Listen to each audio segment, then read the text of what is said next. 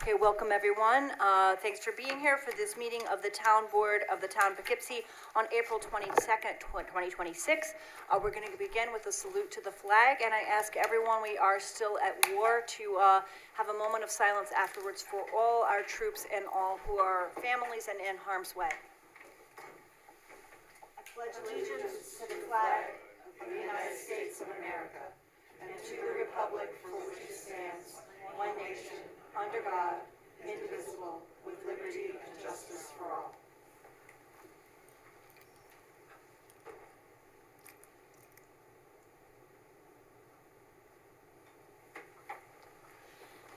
Okay, we'll begin with a call of the roll. Good evening. I'm Barbara Laird, representing the 2nd Ward. Good evening, Shanta Tangaya, Ward 3. Emily Watson, Ward 4. Good evening, Ryan Sharp, 5th Ward. Ann Shersham, Ward 6. Felicia Salvatore, Town Clerk. Emily Spencer, Attorney to the Town. Rebecca Edwards, Town Supervisor. And I have one announcement, which is, as you can see, if you didn't know already, we have a vacancy in Ward 1. Town Board Member Bill Reuter resigned to take a position, judicial position in the Village of Wappingers Falls, which precludes serving as an elected official in any other capacity. And so we will be inviting Ward 1 residents who may be interested to submit letters of interest, resumes, if they have an interest in potentially serving on this in this position until December. Obviously, there'll be an election in November, but between now and then, we would like to fill the seat, and so look for that announcement. Okay, we are beginning with a public hearing tonight, and so Board Member Laird, would you like to introduce this, open Sure. that? And I think for this on food trucks and also maybe later for community events, it'd be helpful for the town attorney to give us just a few, help open us up with a few comments, and then we'll take public comments, just so that we understand where we are and what we're trying to do tonight. Okay? I'd like to open up the public hearing to go over Town Code Chapter 114 entitled Food Trucks, and today we are just listening.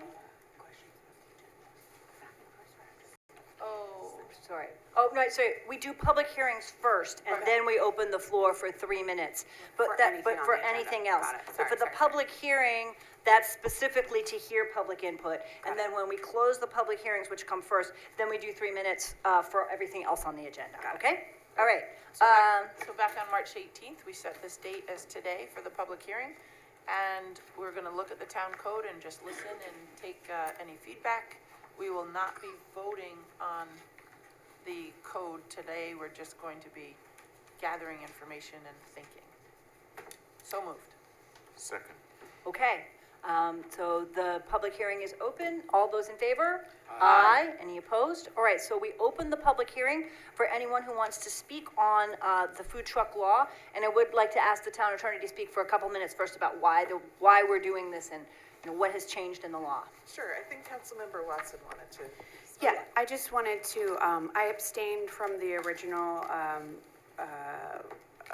vote and discussion on this item, and that I'm going to be making public comment as a business owner, as somebody who has food trucks come to my business, and I would like to make public comment, so I'm going to abstain from the public hearing process, and I'm actually going to remove myself from the dais, and I'm going to go into the public for this portion, and so goodbye, and I will be back. Great. We'll see you over on that side, and then when you're not recused anymore, we'll welcome you back. Okay, great. Sure, so there are a few interrelated things that have come up in terms of the food truck law and policies, and also outdoor community events, which interrelate because food trucks may be at community events. So what we're doing the public hearing on this evening is only the food truck law. The food truck law basically has two pieces. One is that the town licenses food trucks, which is to make sure that they have an inspection, insurance, health department approval, and also that the town has contact information for them. So that's a $150 permit process that the town has, or license permit, sorry. Then we also have a permit, which is if a food truck is going to be parking in one place and selling food, and it's not already permitted through an outdoor community event or a site plan for the site, If it doesn't have any other type of permit to be able to park in that spot, then they can also apply for a permit from the town. So those are the two different things that the law includes. There's also fees for those permits. That's not part of the discussion right now because fees are set separately. We did lower the fees for the food truck permits in this year's fee schedule. So that is also an outside consideration, not part of the law itself. Let's see. So the changes to the law that are proposed are quite minimal. One is that we're offering a reciprocal fire inspection. So if the town agrees, I think the city of Poughkeepsie would be our first reciprocal agreement, and then hopefully other municipalities as well. If the food truck gets inspected by one of them and they have a fire inspection, they wouldn't need to also get one from the town of Poughkeepsie. So we're hoping that would ease the burden a little bit and make it easier for trucks to operate in multiple municipalities. We also are changing the license to a calendar year instead of, so that every license occurs on a calendar year, not whenever the That person was meant to be applies. in the original code. It was Yeah. kind of a cleanup. So the changes are pretty minimal, but the board this evening will be listening, and we do not have a resolution on to adopt tonight, so this is just a public hearing process. Great, thank you very much. Can everyone hear okay? Okay, if you can't, I know that people need to lean way over to these mics sometimes, and if you can't, oh, I feel like I spend the whole meeting leaning forward in order to be heard. So if you can't hear at any point, just raise your hand and remind us so that we can make sure that we're coming through on the mics, okay? All right, so the public hearing is opened for up to 3 minutes. Anyone who would like to speak about the food truck law is welcome to come forward. We usually start with people who are in the room, if anyone would like to speak, who's here in person. Yes, I see someone in the back. Yes, welcome. Come on forward, and you're welcome to tell us who you are and where you live if you'd like to. You're not required to. And if you sit down, then the video will capture your voice as well. Okay. Welcome. Hello, I'm Leanna Rosenthal. I'm the owner, one of the owners and operators of From the Ground Up Food Truck and Mobile Kitchen.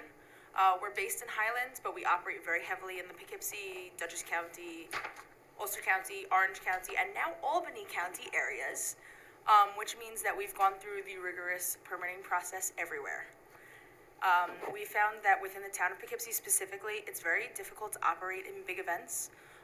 Specifically, we found that Kimlin Cider Mill, Marist University, and 2 other locations that I couldn't find, they're very stringent on requiring this permit, and the town often makes it difficult to get, specifically on the end of the fire inspection. We found over and over again that there's been an issue with them requesting things that simply don't exist and not being able to follow up with, hey, this is what we'd like you to have. We believe that in conjunction with some of the things being offered, the town could do better at working with the food truck operators in the area to make it easier to attend these events, because sometimes we get called at the drop of a dime. I picked up an event 2 days ago to serve 300 sets of tacos at Vassar College. We did it, 2 days notice, really, really hard to get permits in time, and when they don't ask, we don't know we need them until after the fact. So there's not a lot of flow and consistency, and I think that speaking with the food truck operators and working with everybody, getting input, and then amending the law to encompass all of that would be very helpful for operators in this area. Great, thank you very much. Absolutely. Yes, welcome.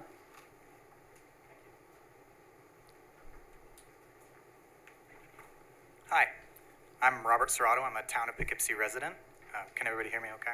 Yes, we can. I think this whole food truck permitting situation really comes down to one basic question. Are we trying to make the town of Poughkeepsie a more vibrant restaurant place to eat and come to and enjoy? And by putting all of these rigorous permits for these food trucks, we're kind of hurting local businesses that who don't want to invest in a full kitchen, or who don't want to invest in having lots of food, or frankly are just like not close to restaurants and places that provide food. Plan B is one brewery that I like to frequent, And it is really problematic because they're not very close to any sort of restaurant, and it does hurt our businesses a lot. And the nice thing about food trucks is it's a very low cost of entry. We have the Culinary Institute of America very close by. A lot of students come out of there with not a lot of money to start a full brick and mortar restaurant. Poughkeepsie, the town of Poughkeepsie, has a big opportunity to be a very, very vibrant place to get lots of different kinds of food. And by discouraging that through a overly rigorous permitting process, I think we're really hurting our local businesses and economic benefits that we could otherwise be reaping. So, thank you. Thank you very much. All right, is there anyone else here in the room who would like to speak? Yes. Someone from Ward 2, a business owner from Ward 2. Welcome. Ward 4. Ward 4, sorry, I should know what ward you're from. Sorry. I'm Emily Watson, and I am a town board representative, but I am also a small business owner of Plan B Farm Brewery, which is a brewery located in my ward. And we have a working farm. We're a licensed brewery. We used to host food trucks, I think I want to be clear that I do want to support smart regulation for food trucks. Public health and traffic safety is very important to me, but also the character of neighborhoods matters. I think that making this process, the way that it is very bureaucracy heavy. Regardless of the fees, it is not an easy process to go through, either as the person who owns the mobile food truck or the landowner who wants to host the food trucks. It makes it very difficult in an industry already in which hospitality is serving others, right? It's a certain type of person who gets into this industry anyways, who wants to serve the public. The margins are thin, the hours are long, the work is rigorous, spoilage is high. Everything is against you in this industry, and yet you show up because it is your passion to serve others. It is what you do, is a part of who you are.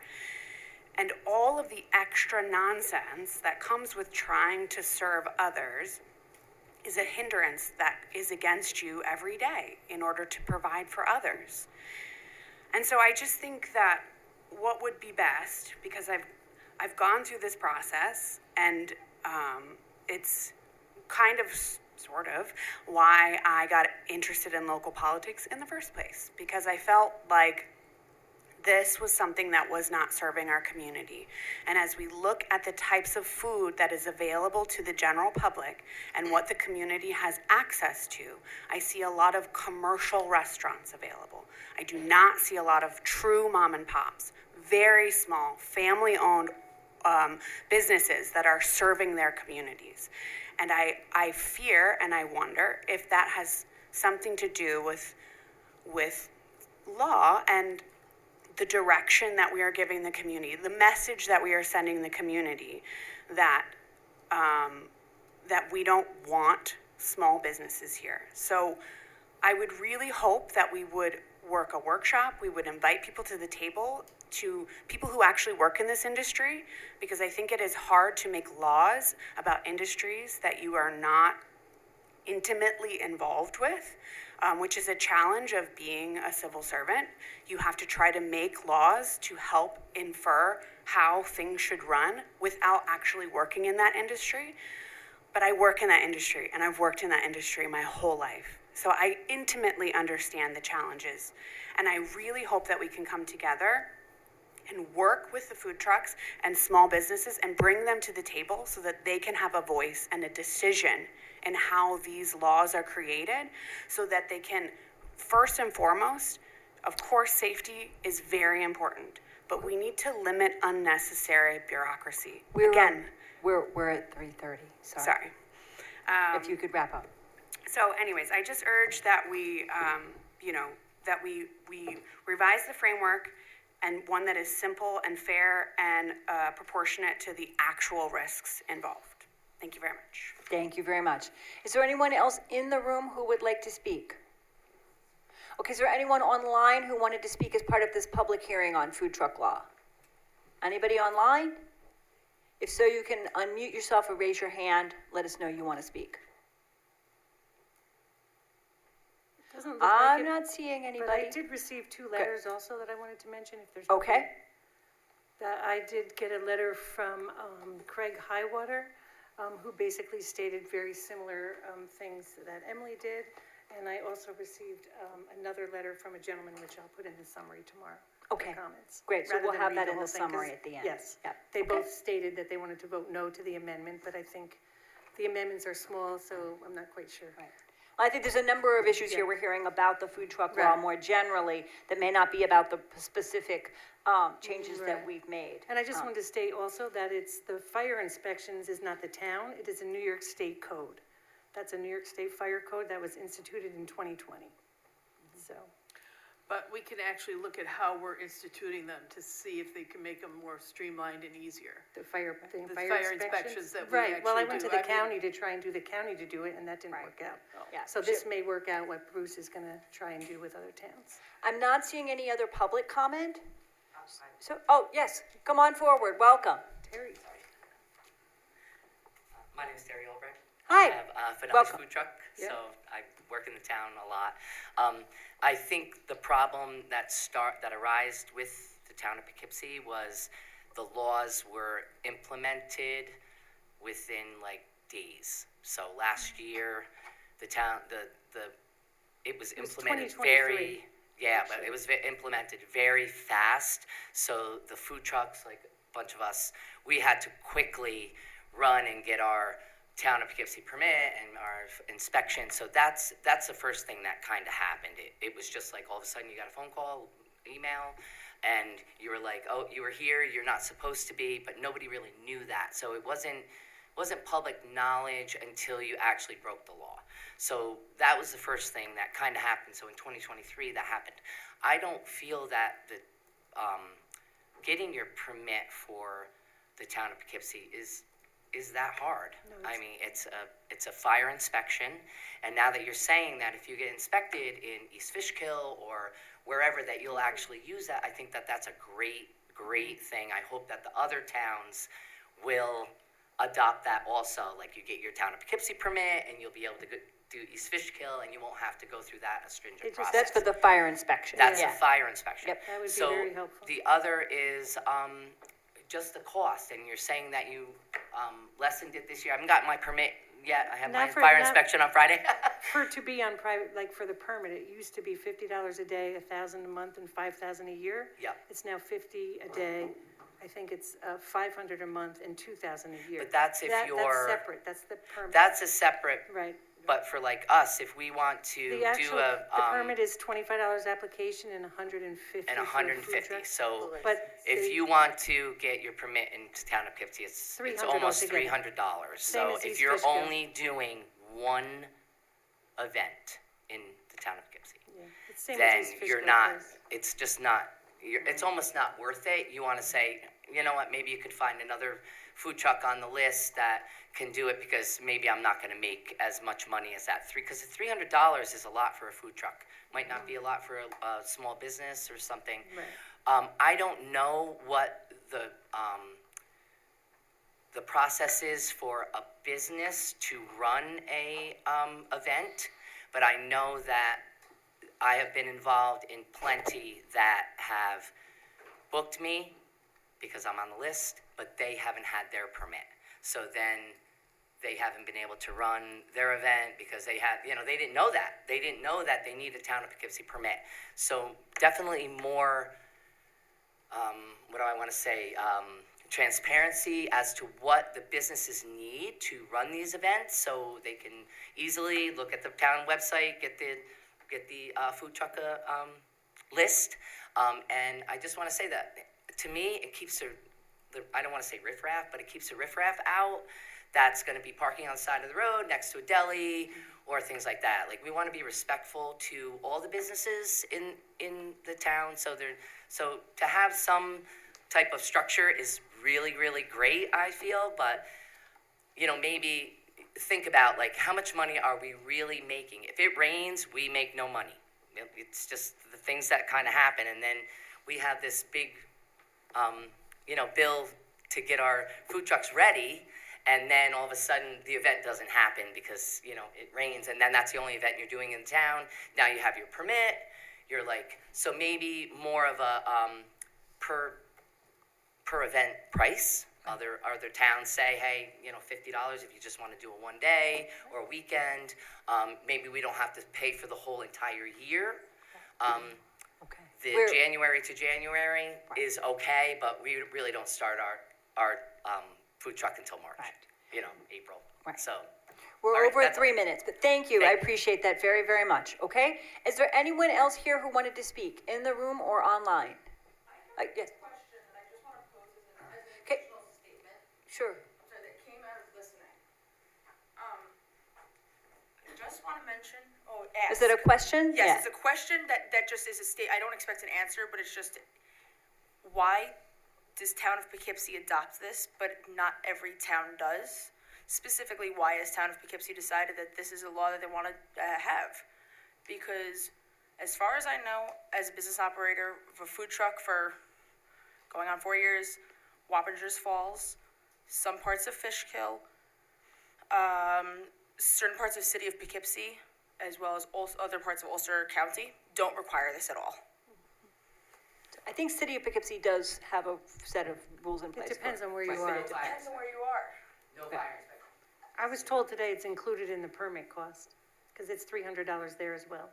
I've never had any other town in New York State ask for a fire inspection other than East Fishkill and town of Poughkeepsie. But it is New York State code, believe me, I tried to No, see if they could do it I every 3 understand, years. But it's more of the whole process in general, make it easier, because why is it specific to this one so stringent, but other places aren't needing it? So maybe it's worth looking at why so stringent if not everything needs everything. Okay, thank you very much. All right, is there anyone else online or in the room who wanted to speak on this?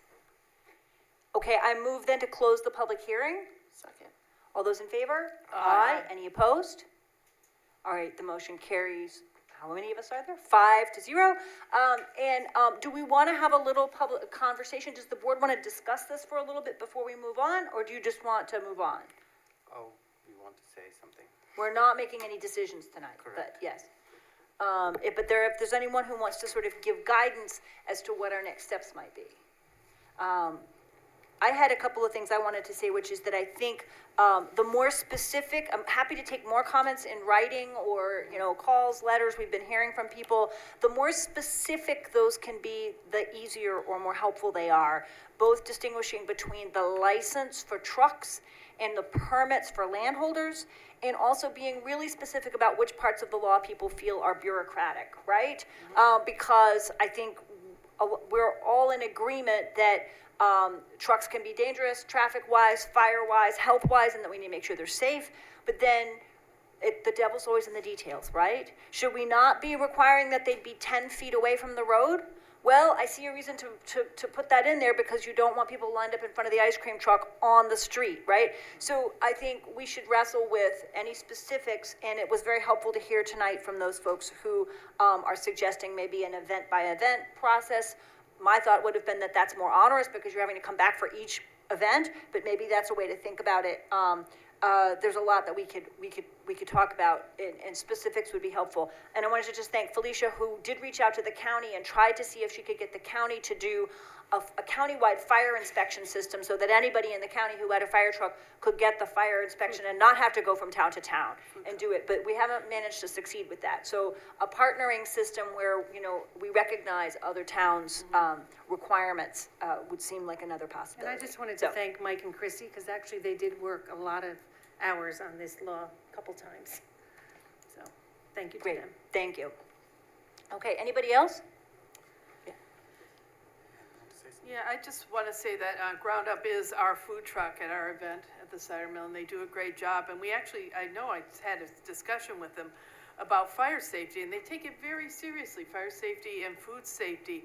So if she's saying she's having problems with us, we really need to take a look at our fire inspector and see, what the process is, and if there's any way we can make it simpler and easier for the food trucks to get in and get their permits done and get their inspections done. Because after you go through the initial inspection and you get everything fixed. That should be it. It should just be And super simple after each that. town should have like the same, you know, Yes. same format of what they expect, I think. Yeah. Because that's just my opinion. If you're gonna do the reciprocal, it would be If you can good. persuade all the other towns to copy what we're doing, that's great. Yeah. That might be, I it's think- gonna be hard to get us all on the same page, I'm afraid. Well, I mean, if they're gonna be sharing, they should all be looking for the same thing. Right, it would be helpful, I know that would be helpful to the truck. And I think, too, Okay. you're right, we need to be clear about the license versus the permit and where we're requiring the permits. Yeah, and the permit fee was quite high because I think that was in the beginning, just to, if somebody wanted to be in a spot, you know, all day, every day, that they would then put it on their site plan, which would be much more reasonable. Like,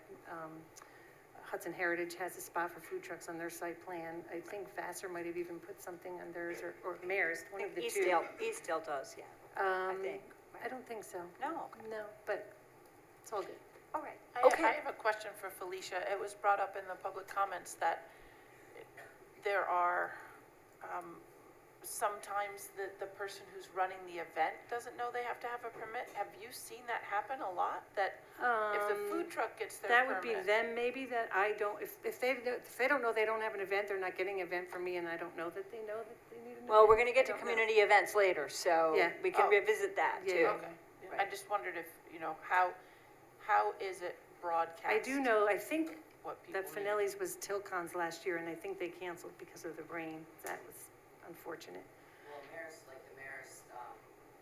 they didn't know till 2 weeks before that they had to have permits for the Marist car show. Are you talking, oh, Marist car show. well, They the didn't know. problem with Marist is that multiple people are getting the food trucks, and the gentleman that runs the dining, they're 100% on board. They know what they're doing for their, Yes, Michael, but then he doesn't. he's not in charge of, say, like, he told me, we had conversations after conversations that certain people within Marist that different departments will do it, so. Okay. I know All Vassar right, I puts think out we're- a book, but I don't know. I about think we Marist. have some feedback here that we can work with, But okay? thank you. I Yes. understand what you're saying. Yes, I just want to give my opinion.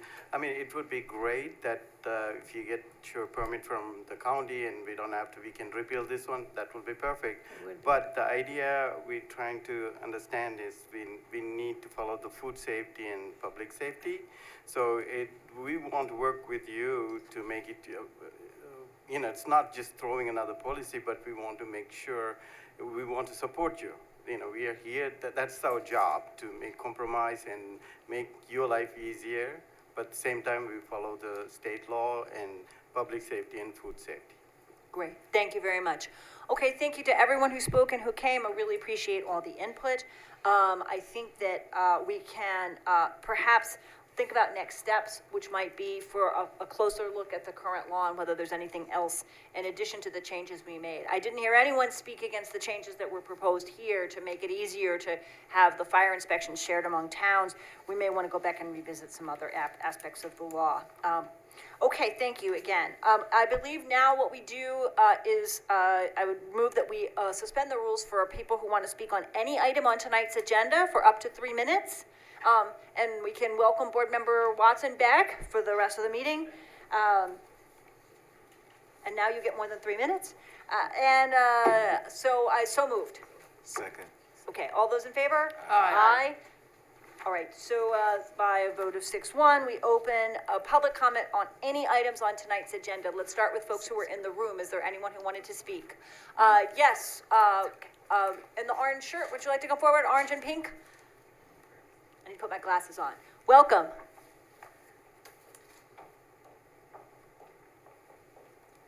Thank you and good evening. I'm Stella Turk, Town of Poughkeepsie, Red Oaks Mill.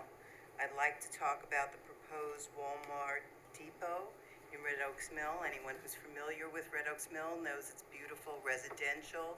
We did lose our Rite Aid there. It's a large area that is that no longer has retail. My understanding about a Walmart depot is that it's not public facing. It is a storage facility. It brings traffic, lots of cars moving in and out. Anyone who has gone through the Red Oaks Mill Shopping Center knows that it can be very dangerous right now even to come out.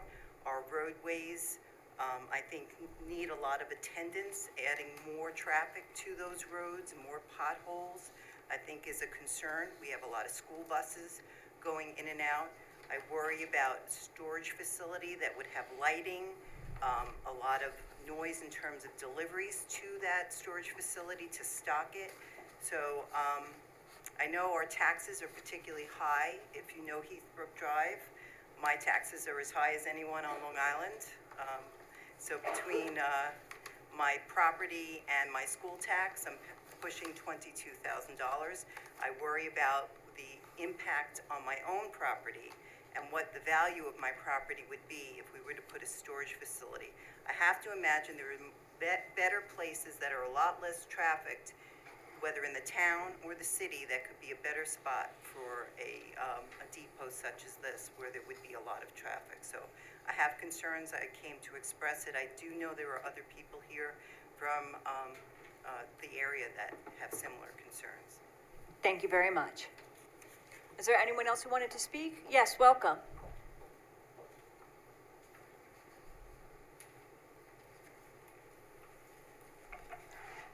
Hi, my name's Janine. I'm also from the Red Oaks Mill area, and I'm neighbors with Dirks. I'm here to express my strong opposition to the proposed zoning change that would allow a Walmart mini distribution depot in the Red Oaks Mill Plaza. This proposal changes the role of that space in a really real way. Instead of being a place that serves the community, it will become a place that serves a logistics system. I do not believe it is in the right direction for this area and for the people who live here. First, traffic and access in this area are already a serious challenge. It is difficult to get into and out of the Red Oaks Mill Plaza and surrounding businesses, even under current conditions. At peak times, multiple school district buses move through this corridor at the same time as commuters and local traffic. Parking lots are already tight and difficult to navigate, and drivers often have to back out directly into traffic. Pedestrian safety is also a real concern. There are many stretches in this area without sidewalks where people are walking alongside traffic just to move between businesses. Introducing a high-volume delivery operation into an environment that is already strained for both drivers and pedestrians raises serious safety concerns. This is not just anecdotal. Research on last-mile delivery hubs shows that they increase delivery vehicle traffic on local roads, contribute to congestion, and add strain on already busy corridors. Second, this proposal does not meet the needs of the community. This area lacks accessible consumer-facing essentials like a grocery store or a pharmacy. A distribution center offers none of these benefits. It eliminates the possibility of those uses by occupying a key commercial space with a non-retail function. Finally, this is a question about long-term vision. Red Oaks Mill is a community with real potential. It is residential. Neighbors like mine have expressed interest in uses that would enhance the area, including local businesses and services that bring people in and strengthen the community. A distribution hub does the opposite. It turns a community space into a pass-through point for goods. I urge the board to reject this zoning change and instead support development that aligns with the needs and long-term vitality of Red Oaks Mill. I ask that you take a drive through the Red Oaks Mill intersection at any busy time and experience it. If you do, you'll truly side with not introducing more traffic into this area. Drive through the parking lot, try to get out of it. Sit there in the middle of the day and watch the school buses that come through. Watch the people who walk up and down that street to the treatment facility because they have lack of transportation and there are no sidewalks. It will really, really get tremendously hazardous, busy, and it's not what we want in our community. Thank you. Thank you very much. Is there someone else in the room? Yes, welcome.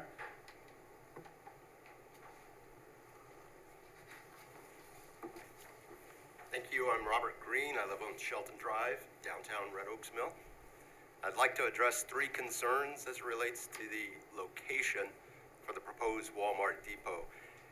First, in the benefits in their provided materials, they call out some ways they benefit the community, such as revitalization, sales and property tax, access, and convenience. None of those will apply in this situation. That area certainly does not need revitalization. And as far as sales and property tax, the customers are going to pay the sales tax, but let's bear in mind food items are already tax exempt, and most of these items are already purchased elsewhere. And as for property taxes, Walmart is notorious for requesting tax exemptions. And it doesn't matter who owns the property, tax is still billable and due. And access and convenient doesn't really have any meaning here. This is a online delivery and order type model. They state they fit within all retail sales and services, but the next statement, they say they are consistent with the spirit and intent of light industrial zoning. Red Oaks Mill is not an industrial area, light or otherwise, and I don't think it's a good idea to go down that route. Traffic impact has already been mentioned extensively. I would add, in addition to the downtown Red Oaks Mill area, in that local vicinity, there's 4 houses of worship, 2 fire stations, a park, 2 schools. One of those is on Vassar Road, and the remainder of the area is residential with houses along those roads in the area. This is going to be an area where we're going to have more delivery drivers and trucks making deliveries. Delivery drivers, by nature of their business, are encouraged to complete deliveries as quickly as possible, and their materials call out fast delivery, arriving in as soon as 30 minutes. How fast are these drivers going to have to drive to get to places like Red Hook, Milan, and other areas such as that? And then lastly, town code is clear both in the name of the district and its definition. This is supposed to be an area to provide shopping facilities of variety to supply the requirements of the residential areas in that neighborhood. This establishment doesn't meet any of those requirements, and they've stated they consider this to be light industrial zoning, which is not permitted in the town code for Red Oaks Mill. Considering the 3 shopping centers are full, with the exception of the old Rite Aid, the vacant lot, which I believe the address I saw was 51 Vassar Road, which is a vacant lot right now. Town code doesn't permit industrial, and changing the town code is a bad idea. The existing code doesn't seem to discourage business in that area. Those shopping centers are all full. So my recommendation for the board is a no vote for code modifications and to discontinue pursuing this project. And also, just as an aside, I would like to thank the town for their diligence so that we don't have the eyesore that faces drivers crossing over Wappingers Creek into our neighboring town to the east. Thank you. Thank you. All right, is there anyone else in the room who wanted to speak? Yes, welcome. Good evening. I'm just wondering, are you going to have a presentation on Walmart as well? We will have a presentation, but we do public comment first before we do presentations. I see. Will I have an opportunity to discuss at that time? Yes, of course. Okay, thank you. Is there anyone online who wanted to speak? No, you still Oh, sorry, someone else wants to speak from the audience. Welcome. And this is on any item on tonight's agenda. Steve Oskerly's Third Ward. You didn't think you'd get away without me saying something, right? Two things. One is I see the number 22, the water sewer bill waiver for 10 Creek Road. I know a very similar thing came up last year, and it was, basically decided we're going to set precedents for, people, having problems, and the town could just open a floodgate. And without knowing the details on this, it seems very similar. So I would hope that it's the current board feels the same way and be very cautious about opening up Pandora's box of everybody doing that. The other thing is on the Poughkeepsie Day School purchase. I know it's going through. My concern is that you're closing tomorrow. You haven't, or at least as my understanding is, you have not received the engineering reports on everything that needs to be done for that, waiting on the roof and that. So you're kind of buying the house before you get the pre-purchase inspection for, if you're doing this at home, which I don't think anybody would really do. So I still don't understand the rush to get this done. I think it would make much more sense to wait till that inspection comes, is finalized with some figures of what the expected cost is gonna be to determine, is this a correct price? You know, again, not knowing what it's gonna be, we could be fine, or we could be opening up to serious more expense. Okay, we'll address that when we get to that item. Thank you very much. All right, is there anyone else in the room? Yes, welcome.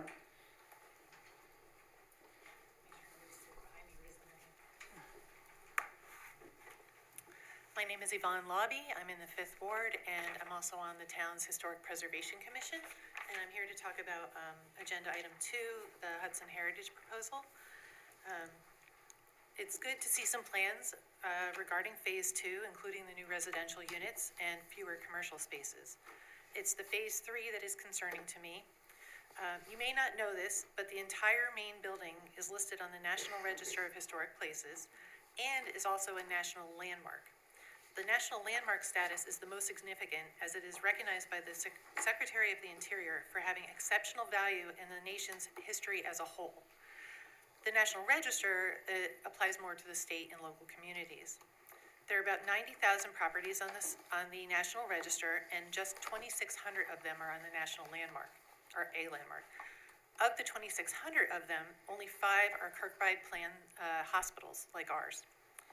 I'm happy, this site has many important histories, or many layers of history, and I'm happy to talk about them anytime with any of you.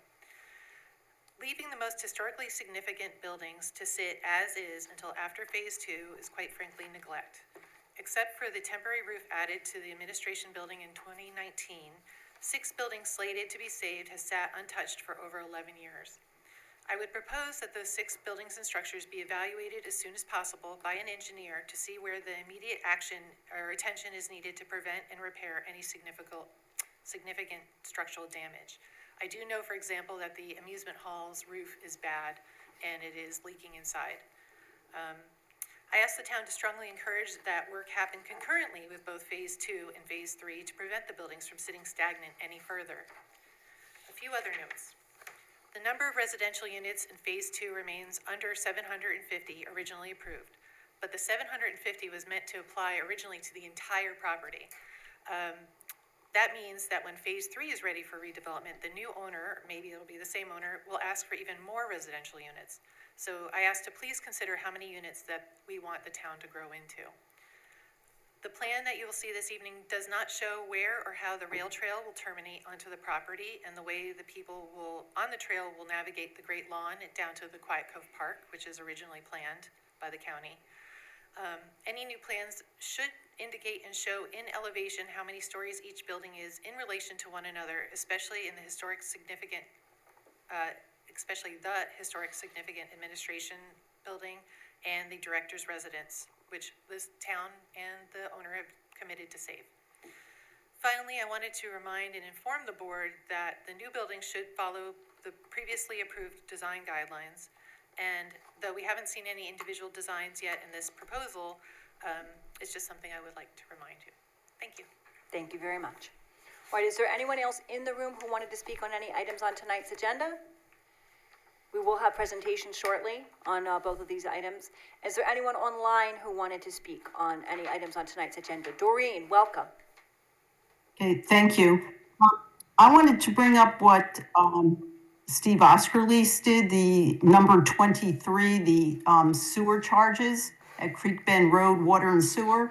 And yeah, I had that same concern. You know, I've been coming to board meetings for 20-something years, and very seldom did you see anything like this. And now there was one last year and now this one. And so what were the, maybe you'll be mentioning this, the exceptional circumstances and the waiving of $420, is that the entire amount or is that partial?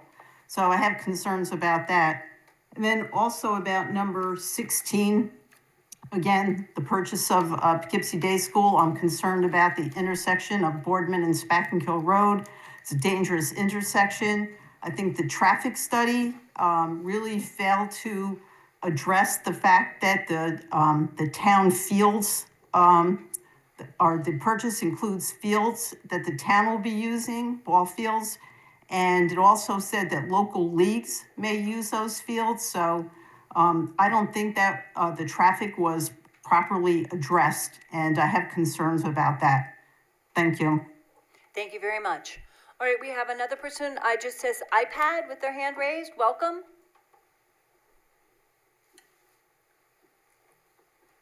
Are you able to hear us? Hello. Yes.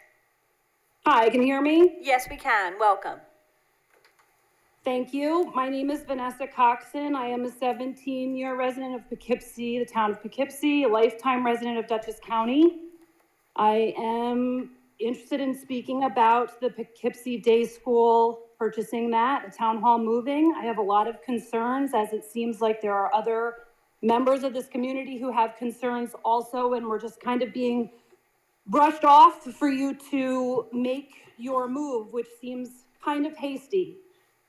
My concerns include the traffic, and now it sounds like, I didn't know about the Walmart depot before today, so it sounds like there's going to be an increase in traffic at Red Oaks Mill, and now it's back in Kill and Boardman. I'm concerned about the taxes. I'm wondering, it seems as if this move is not just for the town hall moving out of the way of the police station. It sounds like it's wanting to get a recreation center, which you say will be free for residents. I'm wondering who will be funding that? How are you going to fund this free program, this free community center that you're going to be putting in our town? So we can address that when we get to that point. Is that the end of your comments, or did you want to keep going?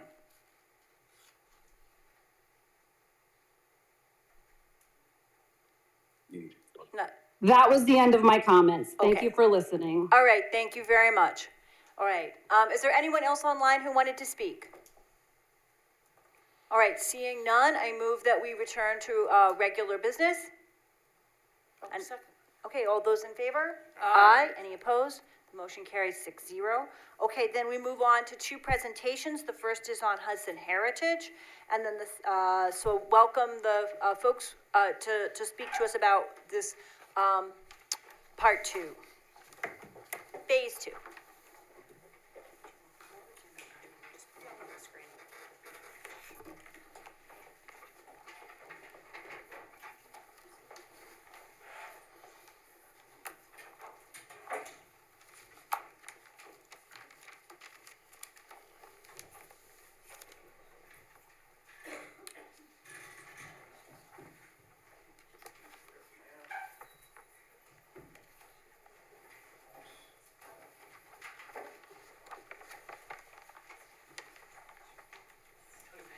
If there are people in the audience who want to come up and take a look at these, is that okay with you while you're presenting?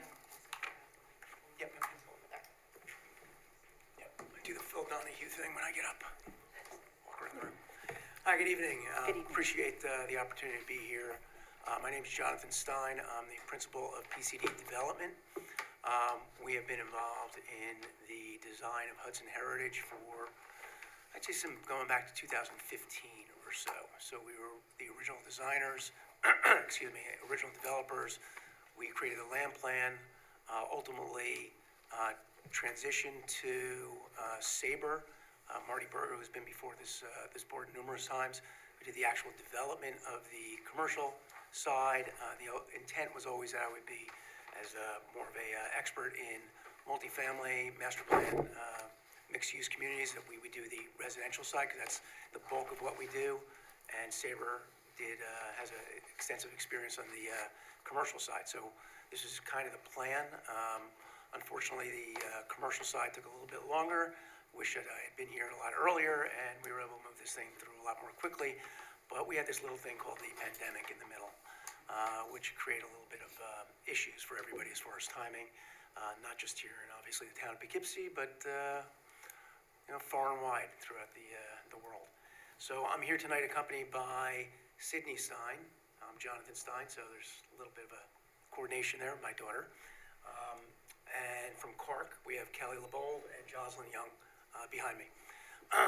So if you'll excuse me, I don't recall what ward we're in over at Hudson Heritage, but I see everybody else is naming which ward they're in, so I'm just gonna say we're in the psych ward. Used to be in the psych ward. what we're here to do tonight is advance to the next stage of the design of Hudson Heritage and move it along. So to remind everybody, the original DMP, Development Master Plan, was approved in 2017. There was a revision in 2019, ultimately granting the entitlements through the secret process of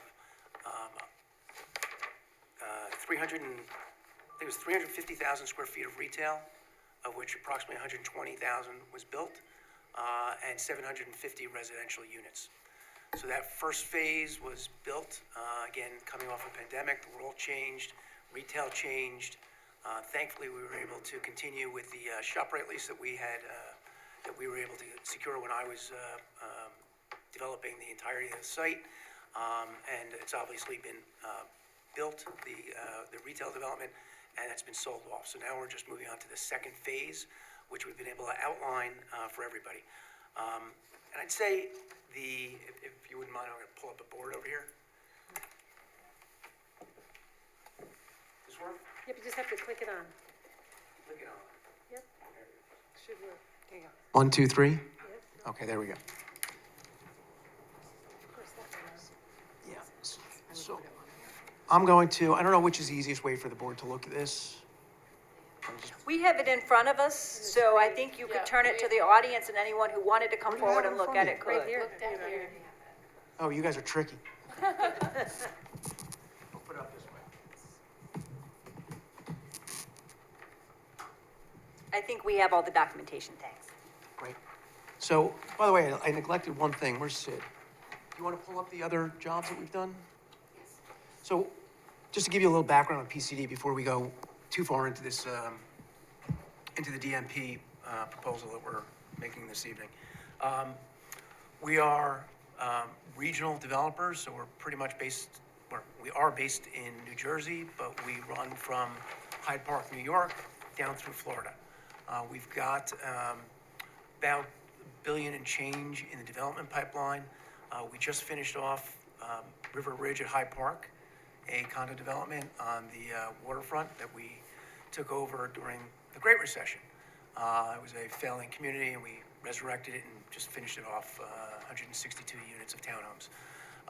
We own 3 developments that are now stabilized apartment complexes in Orange County, totaling about 700 units in Orange County, in the town of Newburgh, 2 of them, and 1 in the town of New Windsor, adjacent to Stewart Airport. We're in White Plains, where we just finished off 124 units in downtown White Plains. We're in Sleepy Hollow, and Sid, you're showing Sleepy Hollow now. So we have a very large development in Westchester, just in the town of Sleepy Hollow, just north of the Governor Mario M. Cuomo Bridge, where we're developing 1,177 units, 135,000 square feet of retail, 140 key hotel, and we just opened up a brand new Chico's down there. So that's a master plan that's been, we're probably 600 or 700 units into it. And we're finishing off a job called the Daymark now. Sid, if you want to switch. So this is the Daymark that we're just building right now. Beautiful views of the Hudson River, right on the Hudson River. You can actually see Manhattan from there, within walking distance of both the Tarrytown station and the Phillips Manor station. So heading south, we've got a number of developments in New Jersey. We're also in Nashville, Tennessee, where we're doing a 19-story, 458-unit high-rise, and we're in 5 developments that were in some level of planning and development in Florida as well. Sid, you want to show one of the other master plans that we've done, which is in Long Branch, New Jersey. This is 590 units and 100,000 square feet of retail that we did the design and development for. Do you have any other slides there, or was that the end? Oh, the Atwater. This is in Bergen County, New Jersey, right on the Hackensack River, where we've done that's 421 units of affordable housing, plus 8,000 square feet of retail, and 10% is affordable. So we've got quite an extensive background of doing lots of different master plan developments and working in lots of different communities. And we're excited about rejoining here and moving Hudson Heritage forward. So as I started off with, the guiding principle this evening is what we're going to do on the next phase. The retail side, the retail atmosphere in the country is obviously very different than it was. We had 350,000 square feet that was originally approved, entitled, and those environmental impacts are going to be reduced. So that's our message tonight. We're reducing the environmental impacts of what we're proposing, and we're just gonna move on with the next section. So we've got this, this board here that shows, we didn't include the 2017 because that's not before the board now, but the existing DMP is the 2019 DMP, and we'll be modifying, if I could throw up one more board, if you don't mind.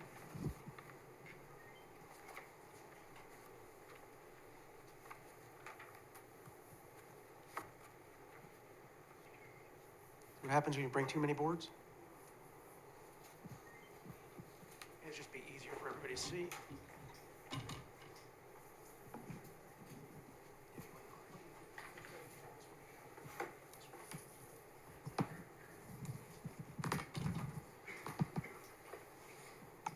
So I don't know if I was gonna do this as pointing. I don't know if you'll be able to see if I point or they'll be able to see. So I'll kind of work it between the two.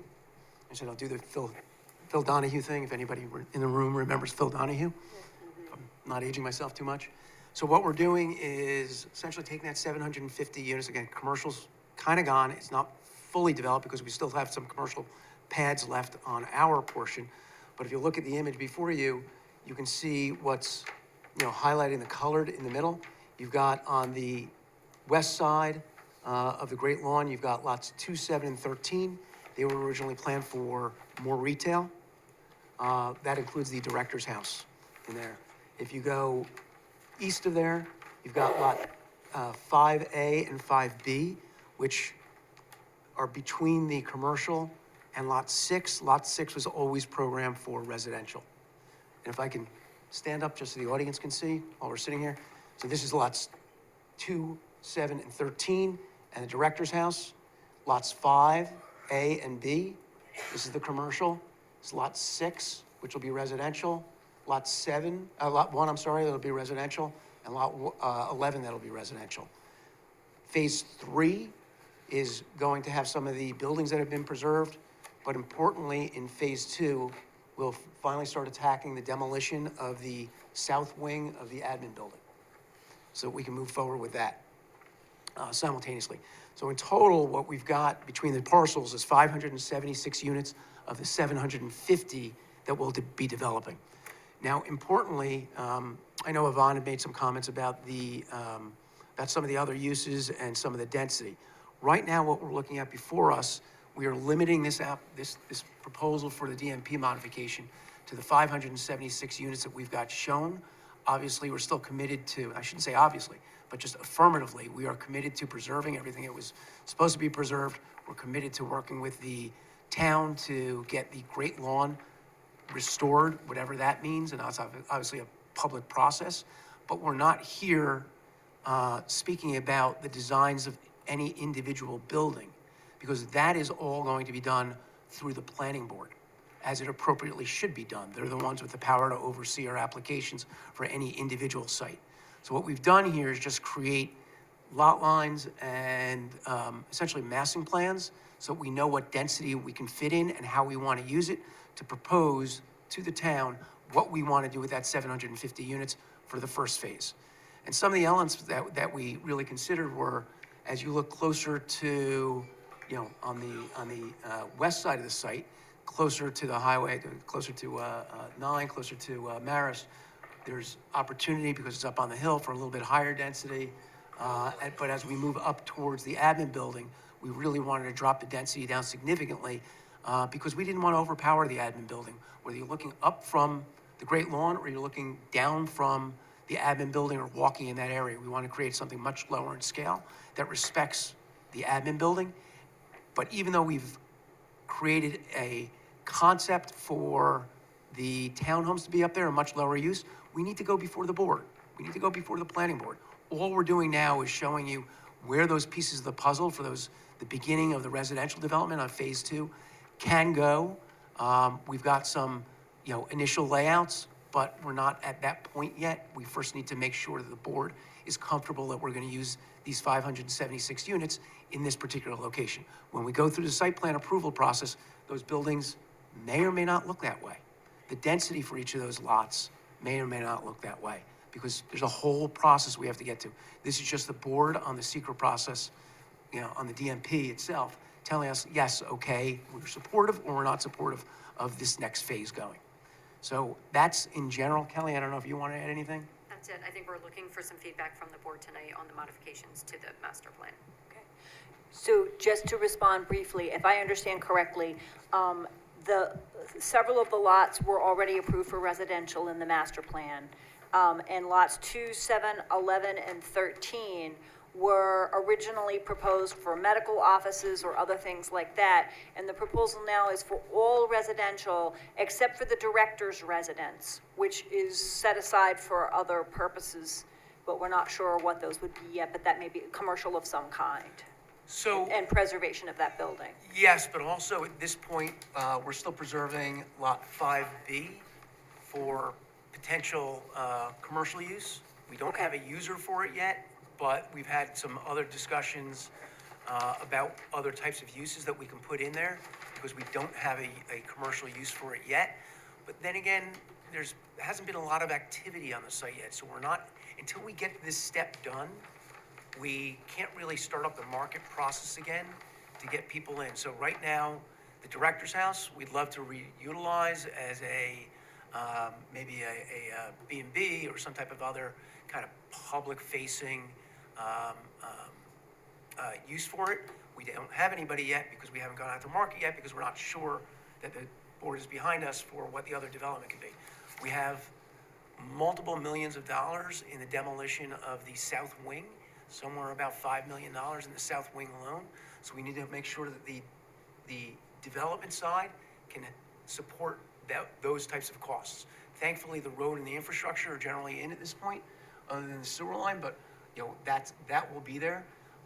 Also, you'll note that on 5B, it originally, 5B for those members of the audience that can't see it, from here, 5B is right here, which is adjacent to the ShopRite. So 5B, we decided it had previously been shown as 25,000 square feet. We're showing it 16,000 square feet. There's significant grading over here, but also over by 5A, we really feel it's important to have some type of green space over, in this area as you're approaching the Rotary, between Hudson Heritage and Winslow Gate. So I think there's great opportunity to do some things over here, but it does require some shuffling of the pieces, but also recognizing the commitments that have been made and reinforced for us that we'll be preserving all those buildings that need to be preserved and really being attentive to working with the town on the open space for the Great Lawn and providing other open space opportunities, where we've had some other dialogue for potential other uses. For instance, for the admin building, we don't have a user for the admin building yet, but hopefully we'll be able to, in short order, once we get going, we'll get more interest in somebody coming up for the admin building as well.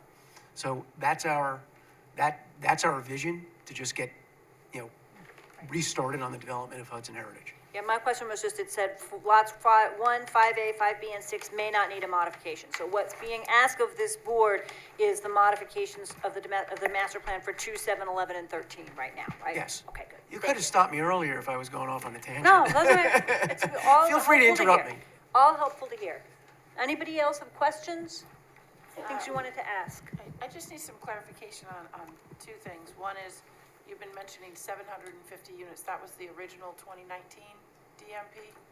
I believe that was 2017 and 2019. Yep. And now, instead of 750, you're suggesting 576. We're not suggesting any change to the maximum. We're just identifying where we would like to put 576. Of the 700. Of the And- 750. But phase 3 is still not complete, so there's additional space, and the question that Devon was asking was about what total are we looking at here, right? If there's 500 and, depending on phase 2 and then phase 3, but the emphasis is heavily residential.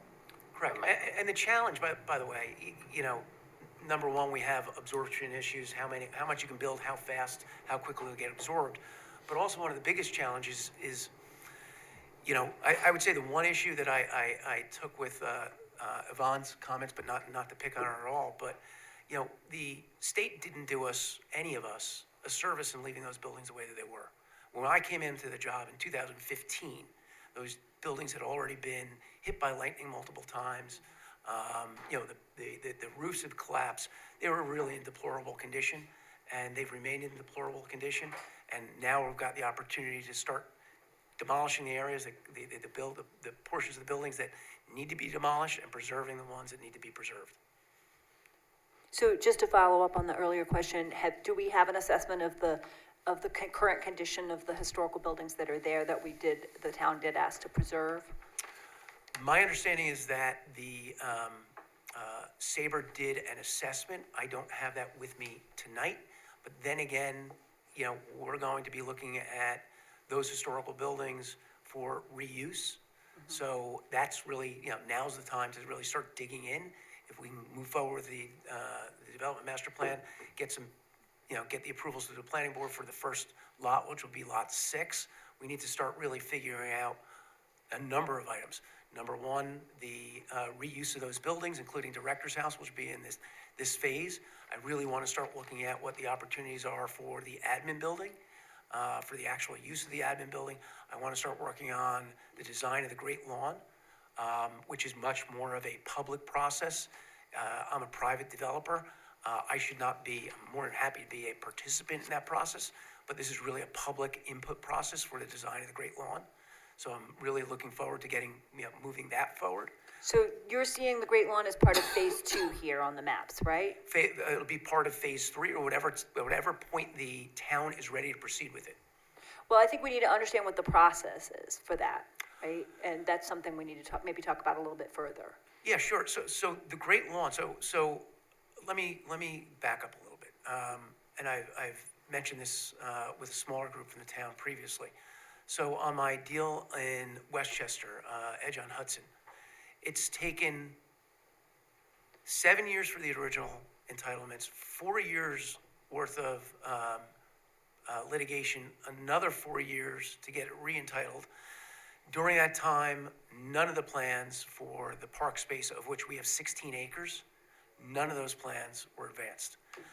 When we got to the planning for the open space, by the way, it wasn't by design that it wasn't advanced. I should say it was designed, but it didn't proceed because the town and the changing administrations, they had multiple concepts for what the open space was going to be. We finally decided on what the first half of the open space was going to be in 3 years ago. And that half of the open space has now been built. So it's really very much of a public process where we have to find out, you know, do people want ball fields? Do people want open space? There's been discussion about the Olmsted Vox designs. What were those original designs? You know, there was a 9-hole golf course there. What are we doing with it? Is there going to be a gazebo? Is there going to be a public performance space? Right. That's not something that I, as a private developer, feel is appropriate to impose upon the town. That's a public process. I'm more than happy to participate in it, but until that process gets going, I don't have the wherewithal from an entitlement from approval. It's not my job to tell the town what they need to do there or what they want to do there. I'm more than happy to engage in it, more than happy to help it, but we need the public process. So I think that might be a further conversation at a later point. But the question also is, whose property is it and who's taking care of it in the long run? And if it's proposed to be a public park, that's a whole nother conversation in terms of what obligations the town is taking on. So that, I don't want to hold us up now, but I just want to tag that as something we need to talk about further. Right. and be in dialogue. Absolutely. But what's before us now is the question. What's before us now is the question of shifting toward more residential in the portions of the site that you're seeking to activate. Right, we're shifting around the pieces. Of the 750, we're ready to allocate 574. And then, of course, as I said, there'll be a design process, and then we'll go on to other uses as they come up. Hopefully, when we get some momentum and some PR, we'll be able to attack the admin building quickly. Certainly, the Great Lawn and the Director's House. Is there anyone else who had questions? Yes, my first question is, you mentioned that, multi-million dollars for the demolition, and I was passing by that road all the time, and there was a ton of fleet of heavy equipment parked and not doing anything. I thought that's gonna cost multi-million dollars for you. What was the reason? The equipment? Yeah, it was sitting there and no, I mean, The equipment was used, a lot of the equipment was used to do the site work that is, the roads, the utilities, the crushing, and it just hasn't not been moved. I've actually asked for it to be moved.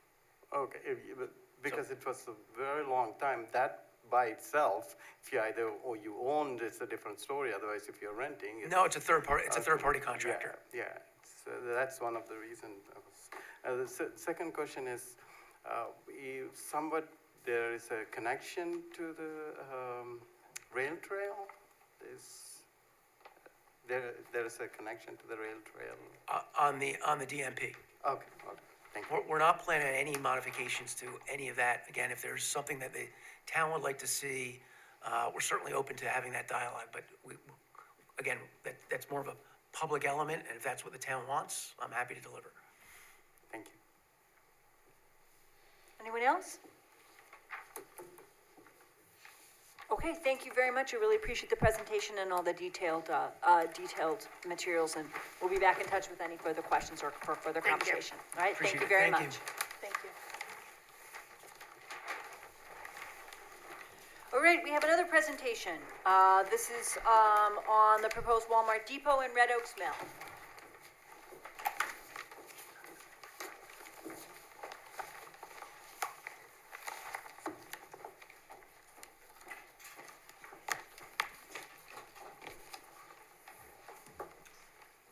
Hi, good evening. My name is Tom Cervone. My company is known as CR Properties. We're based in Poughkeepsie and have been commercial real estate brokers for 40 some odd years.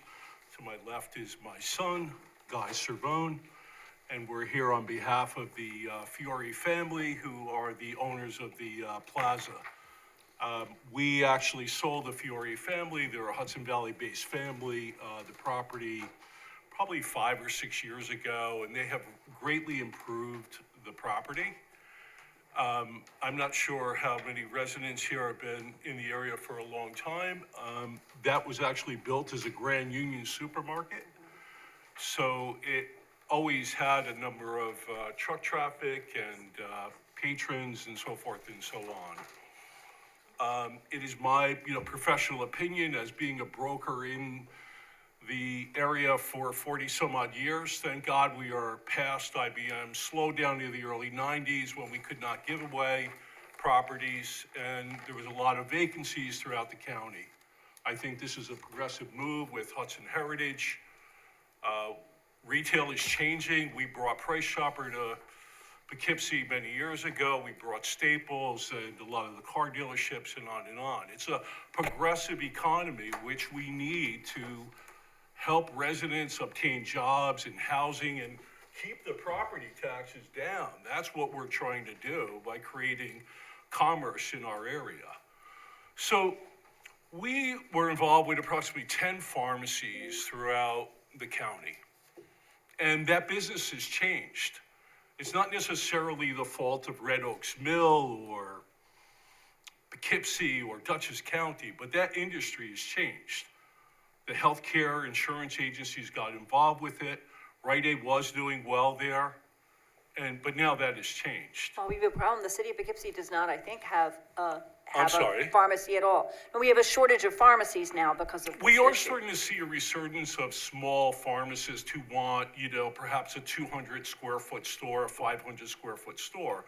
The cost of being in business, to have an operation, people do want to help the small business people, but most times it's not really the case. It's very, very hard for a merchant to make money. Most of the restaurants in the county are having a hard time. I mean, talk about the food trucks and all.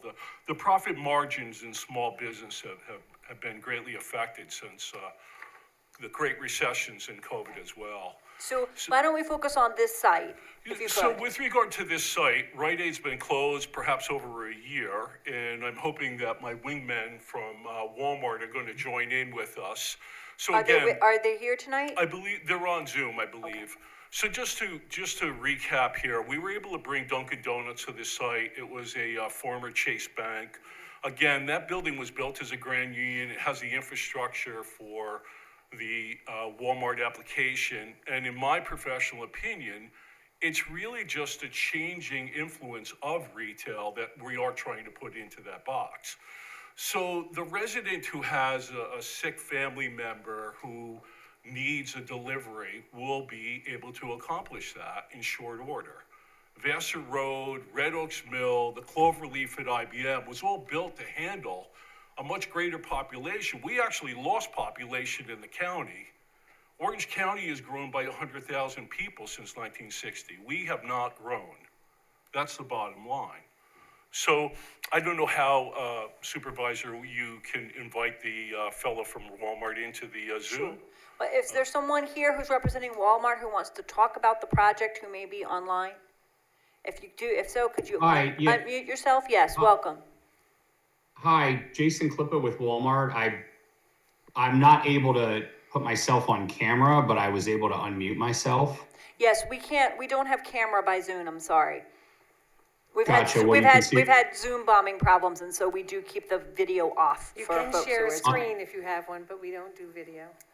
Understand what you can see what I look like right there. Nothing super impressive, but I apologize. I can't be there in person. I cover several states for Walmart as the Director of Public Affairs and Government Relations, and my travel schedule would not allow it this week. But I did want to talk a little bit about the Walmart depot that we're proposing in Poughkeepsie. So I did hear some folks speak earlier. I've been on the whole time, but this is a relatively new concept for Walmart. At this point, we have 2 depots that are up and running, one in New Jersey and one in the kind of greater Dallas metro area outside of the city of Dallas. So, usually somewhere in and around 30,000 square feet, smaller format, tethered to either 1, 2, or even potentially, if the population is there and it's a denser area, maybe 3 stores. And the goal of the Walmart depot ultimately is to be able to serve customers in any given trade area with delivery of grocery, general merchandise, health and beauty. It's essentially the highest selling SKUs in any given area that are kind of aggregated and put into this small facility. In this case, Tom, I'm sorry, what's the square footage specifically, Tom? Is it 20? The former Grand Union, former Rite Aid is 20,000 square feet. So this would be about the average. I sent some pictures along, so I don't know if you guys are able to share them, but I mean, inside, it effectively just looks like a small grocery store or, a drugstore. The shelves are filled with products. Outside, it's not branded anything. It's there for our third-party drivers, which is our Spark platform, to be able to take pressure and, both foot traffic and actual car traffic out of the stores and the parking lots, and for people who just use the online delivery service, which a lot of people do now, especially since COVID a few years ago. That's become a big part of a lot of grocery businesses, the delivery service. So this allows them to come in, pick an order, not clog the store up, and get the delivery out as quick as they can to the customer who's on the platform, using the platform. So, insofar as some of the comments I heard earlier, I would just speak to 2 different things. One, I would say, you have a dark store sitting there. So I certainly think that a Walmart depot is a better use than having a dark store sit there, as far as putting something on the tax rolls for the town to help keep taxes down. So I think that's big. 2, the other thing I heard was a concern about traffic. And, I can tell you this is going to be less traffic than a retail store would be by the very nature of what it is. You're going to have less cars coming in and out. You're just going to have our delivery drivers coming in and out. And so you're not going to have customers coming in and out, and that number would be significantly less than what the Rite Aid would have been, or some other comparable version of, who would fit in that space. So that's just kind of addressing some of the concerns that I heard earlier. So, All right. again, Sorry, I didn't mean to interrupt. oh no, you're good. You're good. So, I mean, that's just kind of a quick overview of some of the highlights, and I'd be happy to answer any questions from there. So, Thank you. Are there other board members who have questions, who want to jump in? Actually, I have a question. About how many transactions per day do you expect? so it's hard to tell because we've only had these two up and running for a limited time right now, and they're very different markets. They're both denser populated markets in the Dallas metro area in New Jersey, but I can tell you they're averaging around 400 a day for those. But we would anticipate this would be less. Just given. Is that 400 drivers or 400 orders, 6 per driver or something of that sort? It would effectively be, that's the number of orders that are coming in and out in any given day as an average. Okay, but do drivers take one order or do drivers take multiple orders? They take multiple orders if they're able to sort of, aggregate it and have it make sense in their route. I mean, that would obviously be the goal, yes. And what's the radius of delivery? How far would they be taking things?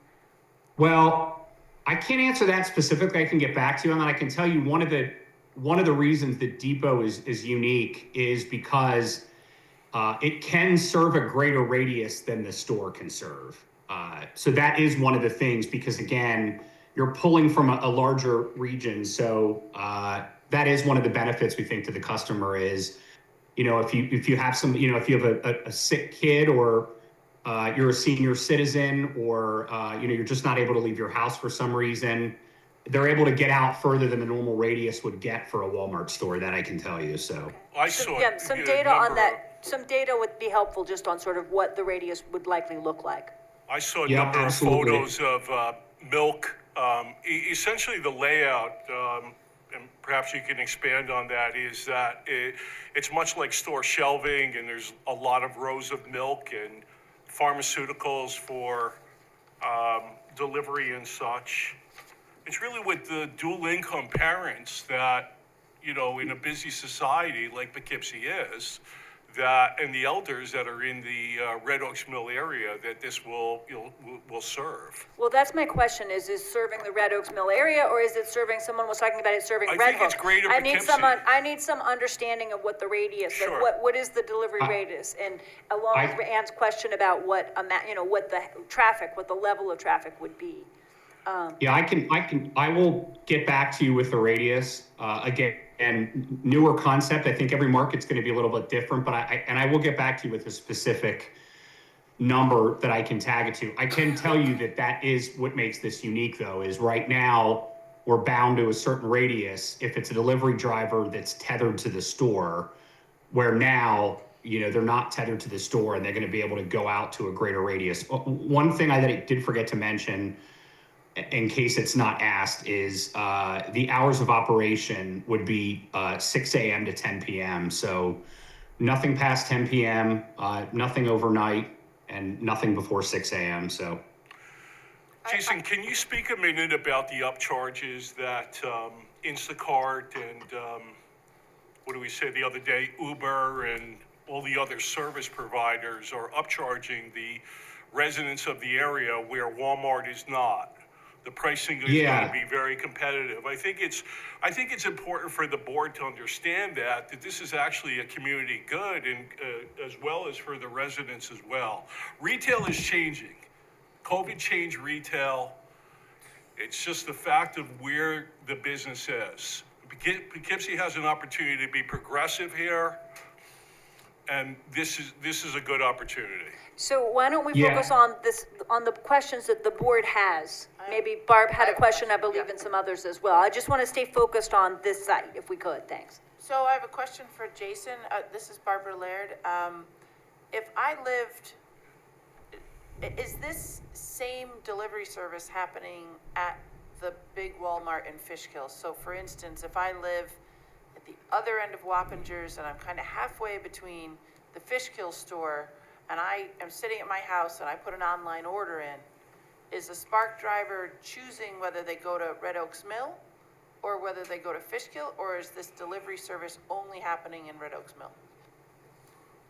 I'm going to try to answer your question because I don't have my map in front of me.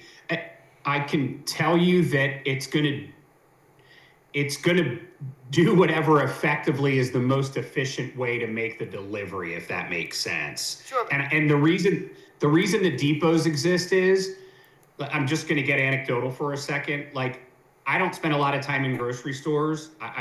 It's not my favorite thing to do. So I use this service now, but when I do have to go into a grocery store, as I'm sure a lot of people in the room still do, the aisles now get very clogged up with the shoppers that are in there, if you've noticed, that are in there shopping for other people. Effectively, what this is getting at is it's taking the highest SKUs and putting them in these depots to keep that car traffic and foot traffic out of the stores and put it in a more closed off environment. As far as how one delivery might get tagged to another, that would all fall in, again, sort of what would be the most efficient way for a driver to either decide which depot they're going to go to or which store they're going to get tagged to. So What my question was, Spark drivers could go to the main store. You don't need to know where it is. It's about 10 miles down the road, but they could go to that store and still fill their cart and deliver that, or they're only doing this service at the Red Oaks Mill depot? they're only doing the service if the SKUs that are coming from any specific order fall into the category of the highest selling SKUs and are in the depot. That's a great question. What they're not going to do, they're not going to make two stops. Okay. They're not going to go, and I do know Fishkill. I've been there multiple times. They're not going to go to Fishkill to get a snow shovel and then the new depot to get milk, bread, eggs, and a pair of tube socks. They're only going to go to the depot if the depot has everything they need in their order as far as these highest selling SKUs. I hope that makes sense. Okay, thank you. Other questions? Could I make a process comment? Yes. So I just wanted to clarify, because it's unusual for the board, this board, to be talking about a specific development proposal. Normally that's something that would be at the planning board, but I think it's important to note that this use is not currently allowed at this location, because this is an area where it's, for retail where customers go inside. So this is not currently allowed there.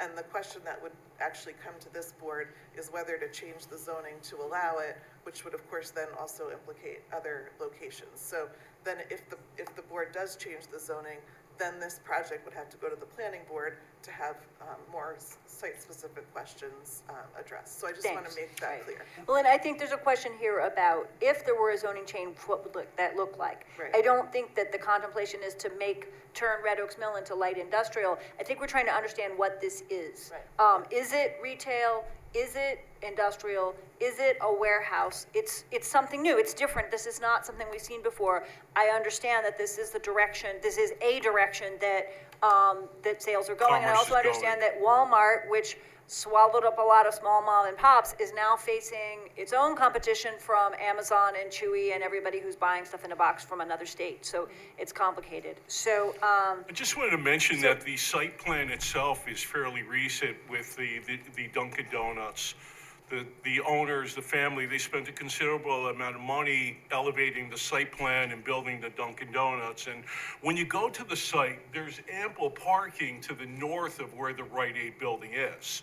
There's an underserved lot there that, holds probably 100 cars.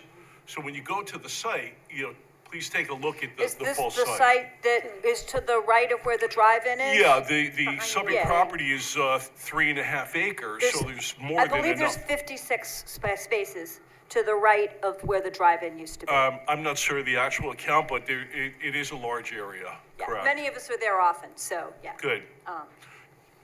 So, Years ago, again, that was a Right. Burger King next door where Stewart's was. Kentucky Fried Chicken was actually across the street. we have not had a chance to talk with the Walmart representative, so I think it's helpful to just try to Sure. ask a few more questions and try to understand Thank you. what we're looking at. Can you explain where you talk about these being open to third-party shoppers, drivers? Does that mean that if you're a user of the Walmart app yourself and you live down the road and you want to be on the Walmart app, that you can go in and shop at these places? And I think I'm not having a little trouble understanding why a site that's set up as a little grocery store with the high-end items and is open to to drivers isn't also open to somebody who says, oh, there's Gatorade on that shelf and I want to go in and I'm on the Walmart platform and I want to get, it seems like it's drivers only, and that's what I'm trying to wrestle with and trying to understand what this actually is. It's not exactly a warehouse, but it's not exactly retail either.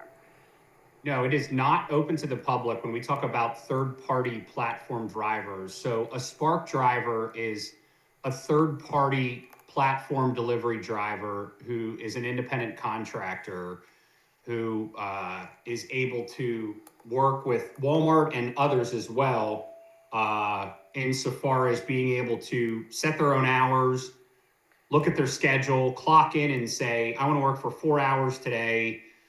I'm going to start picking up pending orders I have at the depot in Poughkeepsie and go do my delivery. Okay, so when you say to shopper, businesses. where it says shopper/driver, you're talking about the same person, not shoppers and Yes, I'm drivers. sorry. Okay, that's Yeah, right. No, that's okay. it's, That's no yeah, problem. because And- they're, right. I mean, they are both. They're going in and picking an order off a shelf and then they're driving it to do the delivery. And when you're talking about the Walmart associates, 10 to 15 jobs for Walmart associates, are those people who would be stocking and staffing the store, or does that include the drivers? No, that does not include the drivers. We can't count the drivers because they're independent, third-party platform drivers, the same as an Uber driver would be or anybody in the gig economy. That number would be what would be at the facility itself, stocking shelves, security, accepting deliveries, sort of scanning stuff in, overseeing. So yes. Okay, thank you. And Yep. Jason, just one more quick question. So this is my ward, so I'm, and I go to that Red Oaks Mill Shopping Center a lot. The place in New Jersey and the place in Dallas, have you had any reports of how it was received by the public? Or is it put in this type of environment where there's a Dunkin' Donuts and there's a couple small restaurants? Or was it in more of I'm not saying I'm gonna change Red Oaks Mill into light industrial, but was it put out of the way in an industrial area? Because what I'm concerned of, what was their perception of it when it went into New Jersey and Dallas? What did the actual shoppers feel like when they saw a store they couldn't enter? So I can't answer that, but I will get back to you because I certainly understand. There's a big difference between going into somewhere that's more residential, has a Dunkin' Donuts, is already perceived as kind of a retail corridor versus something that is industrial, where you wouldn't think anything of it because you might be 20,000 square feet next to a manufacturing facility. So it would be no bother. I can tell you of the depots that we're looking to site right now in my territory, which is Pennsylvania and New York, they run the gamut. Okay. They run the gamut, because it really just comes down to being able to match up with buying a former Rite Aid, and trying to take over a dark store, which obviously is great for a town because it gets something back on the tax roll, to something in already a warehouse or light industrial zone. But I will find out specifically with regard to Jersey and Texas and get back to you Thank as you. I far look as those forward two. to hearing about that and the radius of delivery. Thank you very much. I appreciate that. It's helpful to Absolutely. have you here and be able to ask questions because this is something fairly new and to try to understand, what it is we're talking about since it's something different than we have seen before. So I appreciate that. Yeah, absolutely. And I appreciate the opportunity to answer the questions and speak to it.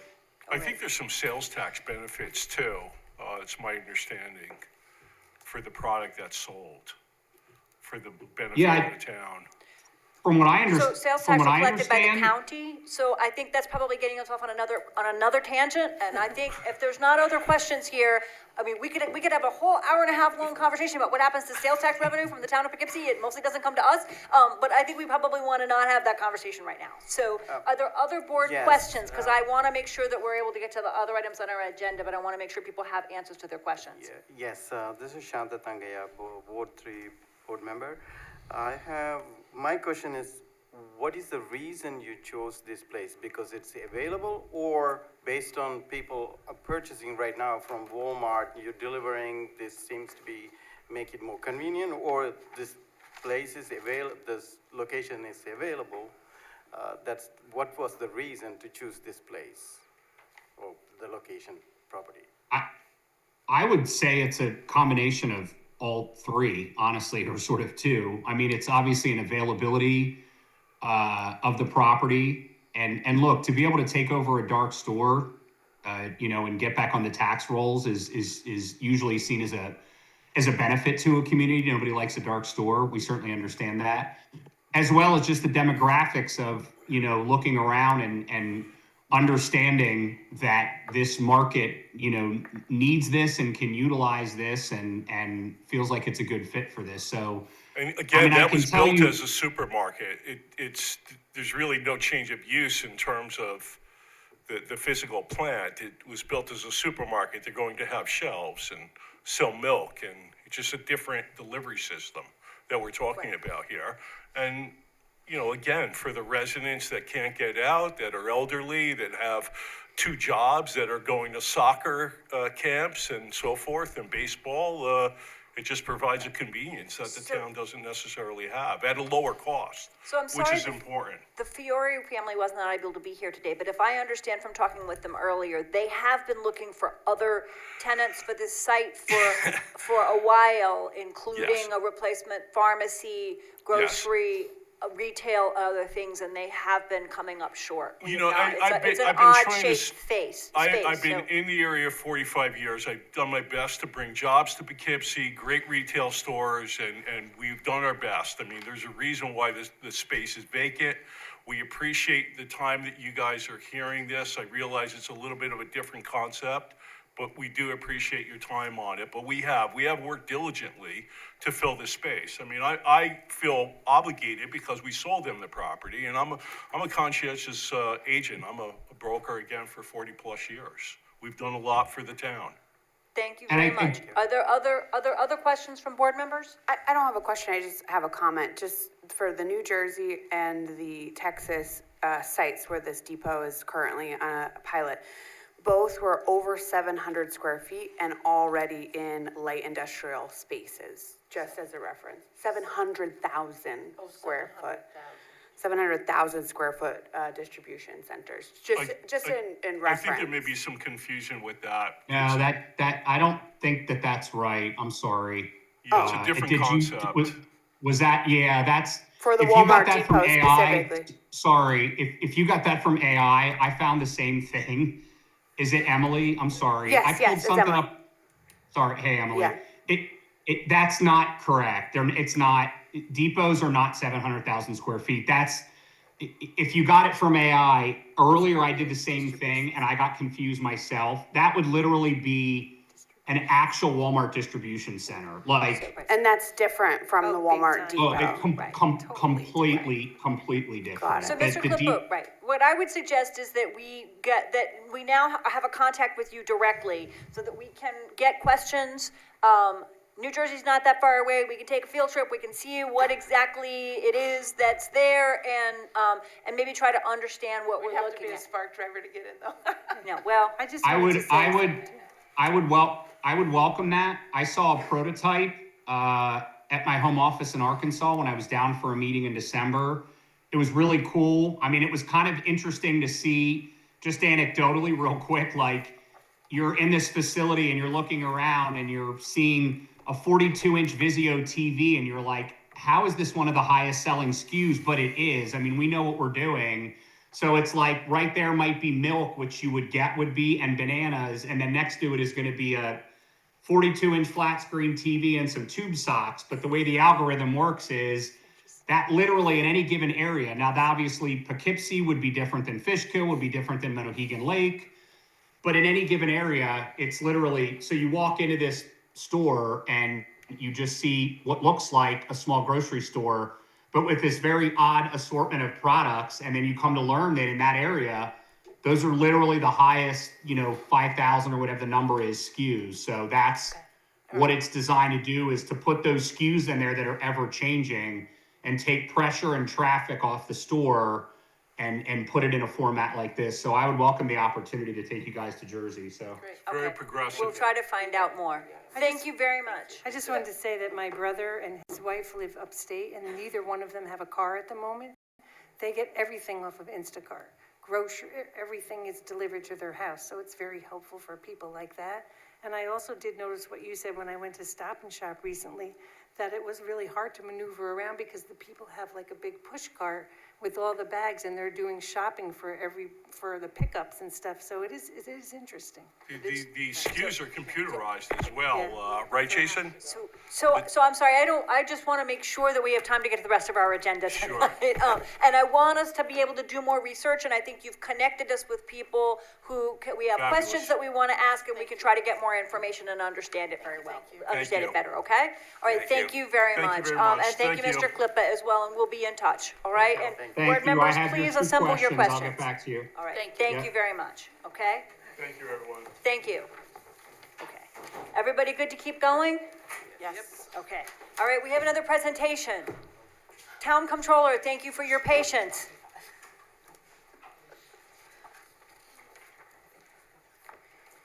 Welcome. Hi, how are you?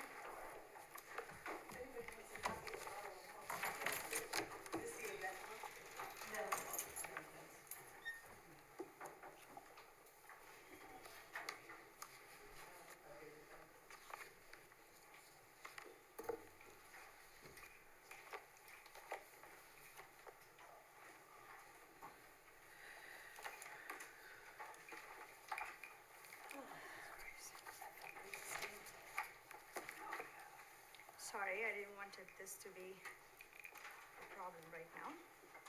It's okay, we've got it. Oh, there it goes. Screen sharing began. There you go. Thank you.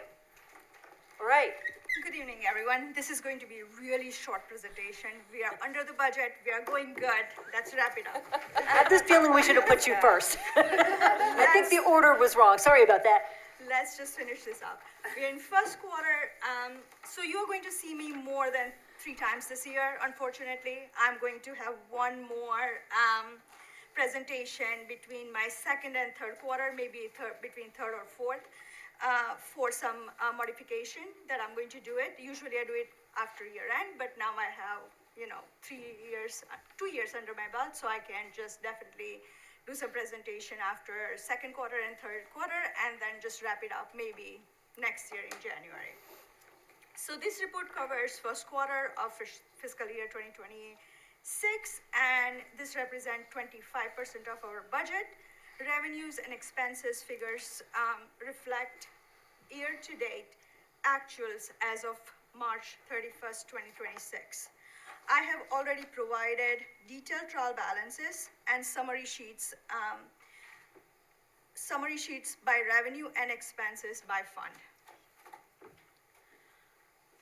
This presentation is mainly for our 5 major funds, General Fund A, Townwide, Primary, Operating Fund, which covers general government financial resources, General Fund B, Part Town B, services outside the village of Wappinger Falls, Police, Planning and Zoning, Highway Fund, Road repairs, maintenance, infrastructure and improvements project within the town, Water Fund, operations and maintenance of townwide water district, Sewer Fund, operations and maintenance of various sewer districts throughout the town. First quarter financial snapshot. Our original budget is stated by each fund. A fund was 8.44 million. We are at year to date at 5.3 million, which is at 59.6% of our original budget, which is a great receipts in that. General Fund B is 28.33 million. We received 19.97 million in Q1, so we are at 70.5%. Highway Fund is 7.81, and we received $6.82 million so far, and we are at 87.4%. Water and sewer, we did billing of first quarter in month of March, so we are in receipt of their revenue, which will be in second quarter. Additionally, we are going to have a 2025 adjustments, year-end adjustment, because whatever is billed in last year of 2025, we are going to receive in 2026, and we have to book accruals.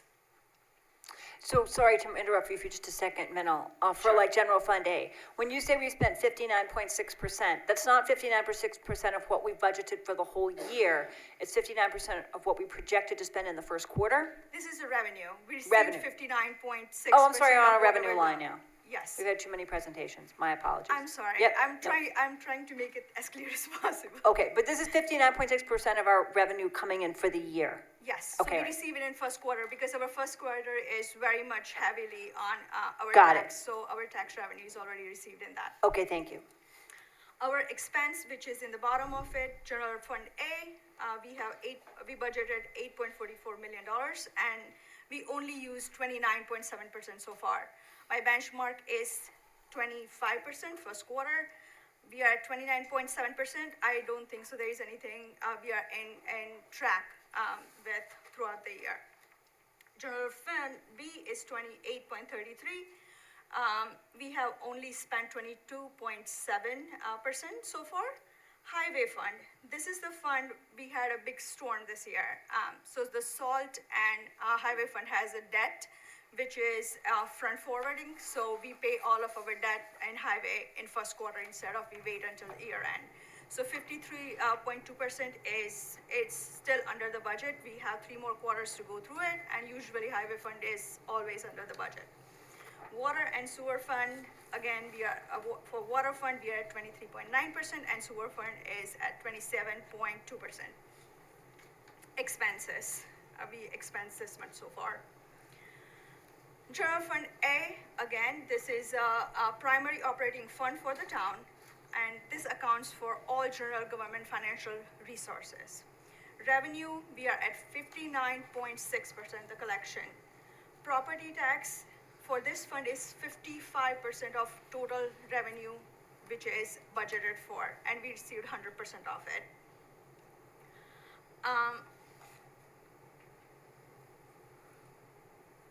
Strong collection in first quarter, so we are going very strongly towards the quarter 2. And property tax is fully received. I'm repeating myself on that. Expenses, 29.7% on that, and total revised budget for $9.22 million. Actual first quarter expenditure was $2.74 million on this. We are again well under 25% of the budget right now. All the expenses are aligned with planned infrastructure or any expenses that are going on right now. Strong start in Fund A with property tax fully collected, expenses are well controlled. General Fund B, Part Town, this revenue and expenses for services provided outside the village of Wappinger Falls, police, planning, and zoning. Revenue at 70.5%, 100% of property tax and tax in lieu of taxes is also collected. This is the largest portion of our annual revenue in Part Town B. Hotel occupancy tax collection continuing to track against the baseline that we created last year. Expenses, we are at 22.7%. Police department spending are on track with the prior year trends so far. Retirement contributions and insurance payments are progressing as scheduled. So I don't see anything wacky going on in B Fund so far. Revenue collections are significant. Revenue collection are front loaded in this particular department because majority of our revenue is property tax and in lieu of taxes. I'm sorry, I'm going too fast, I think. I need to breathe. Highway Fund, Part Town. Recording revenue and expenditures related to the repair and maintenance of our town road. In here, we have 88% of budget, which is our property tax, which is 100% collected. We will be expecting NYS DOT CHIPS reimbursement, which is another part of this revenue. So we are at 87.4% of revenue collection on this. Expenses, debt service in this particular fund is front-loaded. Again, we have paid all of our debt service and principal as well as interest in Q1, which is a consistent pattern with every single year in Q1. Equipment and road improvement spending will increase through Q2 and Q3 because of the paving. As weather permits, there'll be all maintenance and repairs on the roads. Water fund revenue is 16.2%. Water and sewer, again, it's heavily rely on the billing and cut off on the billing. So both of those revenues will be adjusted for 2024, 2025 audit, and collection will be in second and third quarter, majority. Q4 2025 water billing revenue continues to progress, and again, adjustment will be there. Expenses, water purchase cost, which is from our third-party joint water, is tracking proportionally with the budget. We are paying them every quarter a certain amount, and it's within the budget so far. Line repair and maintenance spending will increase in this particular fund as the weather permits. Sewer fund revenue, again, at 30.4%. We collected 2.3 million out of 6.68 million, which is budgeted, which is only 30%. 2025 year-end receivable and entry will be made. Expenses in this particular fund is we pay management fee services to our Veolia, and that is as planned. That service schedule is through this fund is same as last year. Nothing to worry about. Highlights and summary. One more sheet to go after this. The town began fiscal year 2026 in very strong position. All 5 funds are tracking under budget on expenses, and property tax collections are 100% across the major funds as expected for the first quarter. Water and sewer fund revenue figures appear low at quarter end due to billing cycle timing, and this will be adjusted at when the audit is done, and we will see a major increase in second quarter reporting. Highway fund expenses are higher than other funds at 53.2% due to the debt which is paid in Q1, consistent with prior year patterns, and operating expense will remain within the budget throughout the year. So this is total number of expenses, all 5 funds. We are at 18.8 million. Total revenue is 35.3 million, and all 5 funds are under budget. My future outlook is mortgage tax. Mortgage tax recovery is expected in 2026, and this depends on interest rate reduction and increase in housing supply. Q1, we received, we always wait for our money to come from county. We received $900,000, mortgage tax is $200,000. This was for fourth quarter of 2025 that we just received. So as of now, for 2026, we haven't received anything in mortgage tax. Sales tax, we received $900,000, and it is currently tracking to expectation for sales tax. And the growth is going to be approximately 3 to 5%, which is anticipated in 2026. even though there is a slowdown in the economy, it might just, we might just meet our budget, or we might just have a little bit shortfall in sales tax. Interest income expected to decrease as Federal Reserve rate cuts, lower return on CDs and money market accounts. The budget target may face challenges for the rest of the year. Let's see how it goes in second quarter and third quarter. Based upon that, we might need to do the modification for the budget. Capital projects and budget consideration. Our big thing right now is town hall and police court projects. So the debt will be, we will be considering the effect of that debt in 2027, but we will be preparing for it in third quarter and fourth quarter of this year to just make sure how can we just make sure that we can make the first quarter payment next year on this. And those will be short-term bond anticipation notes for next year, right? Yes. Water and sewer billing timing will be adjusted at when we are doing audit, and we'll be tracking that really, throughout the year. We just made an investment in HVAC for police and court.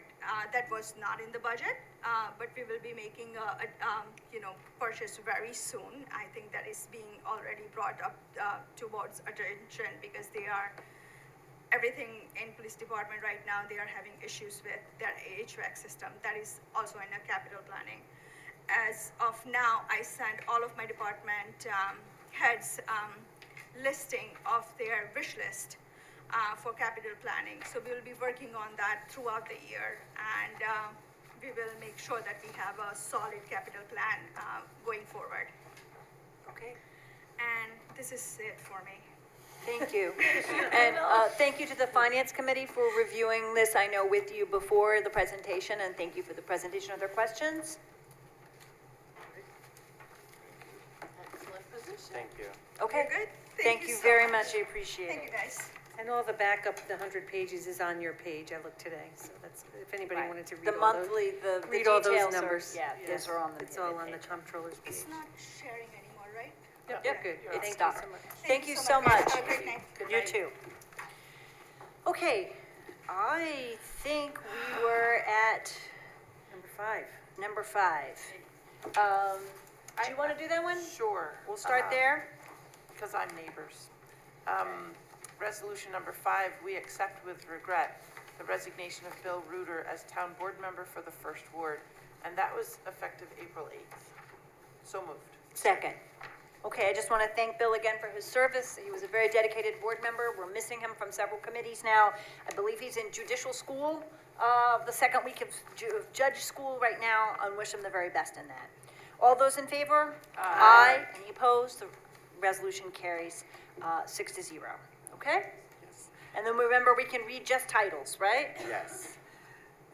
Accept a New York State grant in amount of $86,500 and entitled statewide targeted reductions in inmate partner violence strive for the police department. So moved. So moved. Second. Second, okay. Congratulations to the police department for again getting this Strive grant, which helps them continue to work on intimate partner domestic violence work that they have been doing for a while. Okay, all those in favor? Aye. Any opposed? Resolution carries 6-0. Resolution number 7 is the promotion of Bobby Edmonds to the senior clerk for the receiver of taxes department. So moved. Second. Okay, Bobby has been there, very experienced and took the test and has passed the senior clerk test, so it's a pleasure to, to recognize that in her long work. This is well-deserved, definitely well-deserved. Congrats. She's done a Too lot. bad it couldn't be retroactive to when she actually got her score. That would be lovely. Yeah. Okay. Did we get a second? I didn't hear. Oh, Ryan, very second. good. Thanks, Ryan. Okay, all those in favor? Aye. Any opposed? The resolution carries 6-0. All right, resolution number 8 is the creation of a position for full-time payroll clerk. The responsibilities of the payroll clerk are attached as Exhibit A. The hourly rate is $24.34 to $27.32, CSCA union rates. And it's further resolved that the town supervisor and town clerk are hereby authorized and directed to file any and all documents with the Dutchess County Department of Human Resources to effectuate the terms of this resolution. So moved. Second. Okay, I'd just like to say that this person has been would be assisting in the controller's office and in HR. We have a one-person HR office, which is extremely difficult when someone's on vacation or sick or has other things going on. And it would enable us to do, I think, a bit more thorough job of onboarding and offboarding people, and have the HR department be a little bit more robust in terms of training and coordination with IT and things of that sort. Instead of one person is constantly just, right up to her chin. And so a payroll clerk who can help with payroll, coordinating between the comptroller's office and her, and HR would be helpful. This person is also designated to work on water billing, water and sewer billing, which, as you've heard at almost every meeting, is something we need continued work on. And so they would be, as a finance clerk, able to assist with that. Okay? Is there things that I need to file with this? That's the first time I've seen my name in that paragraph down at the bottom. The supervisor and the town clerk are authorized. I don't think so. I actually think that the HR department That's sends okay. it to the Department of HR, but let's talk with Emma. Maybe and it's make sure. something I can do too. Yep. Just check. Also, the list of responsibilities is alarmingly long, but it includes a lot of may do this and may do that. So I don't believe this person is actually going to do all of those things. Okay, we'll post it. I have a question. So this, we are hiring, creating a new position. And so is it in the budget? Or? It is not, which is why we need to approve it now. Okay. The argument is that both in terms of helping in HR and in terms of helping with water and sewer billing, this is an investment that's going to help us, I think, control some expenses. We have had someone doing some part-time work in the comptroller's office, who has been doing some of this work, and it's been extremely helpful. So, but it is not budgeted. All right, thank you. Anybody else? All those in favor? Aye. Any opposed? All right, the resolution carries 6-0. Resolution 9, to appoint Felicia Salvador, town clerk, as a marriage officer. When Bill left us, it created a void because he was our other marriage officer, and we're glad to welcome Felicia back. So moved. I did it when I first started, and here I go again. Okay.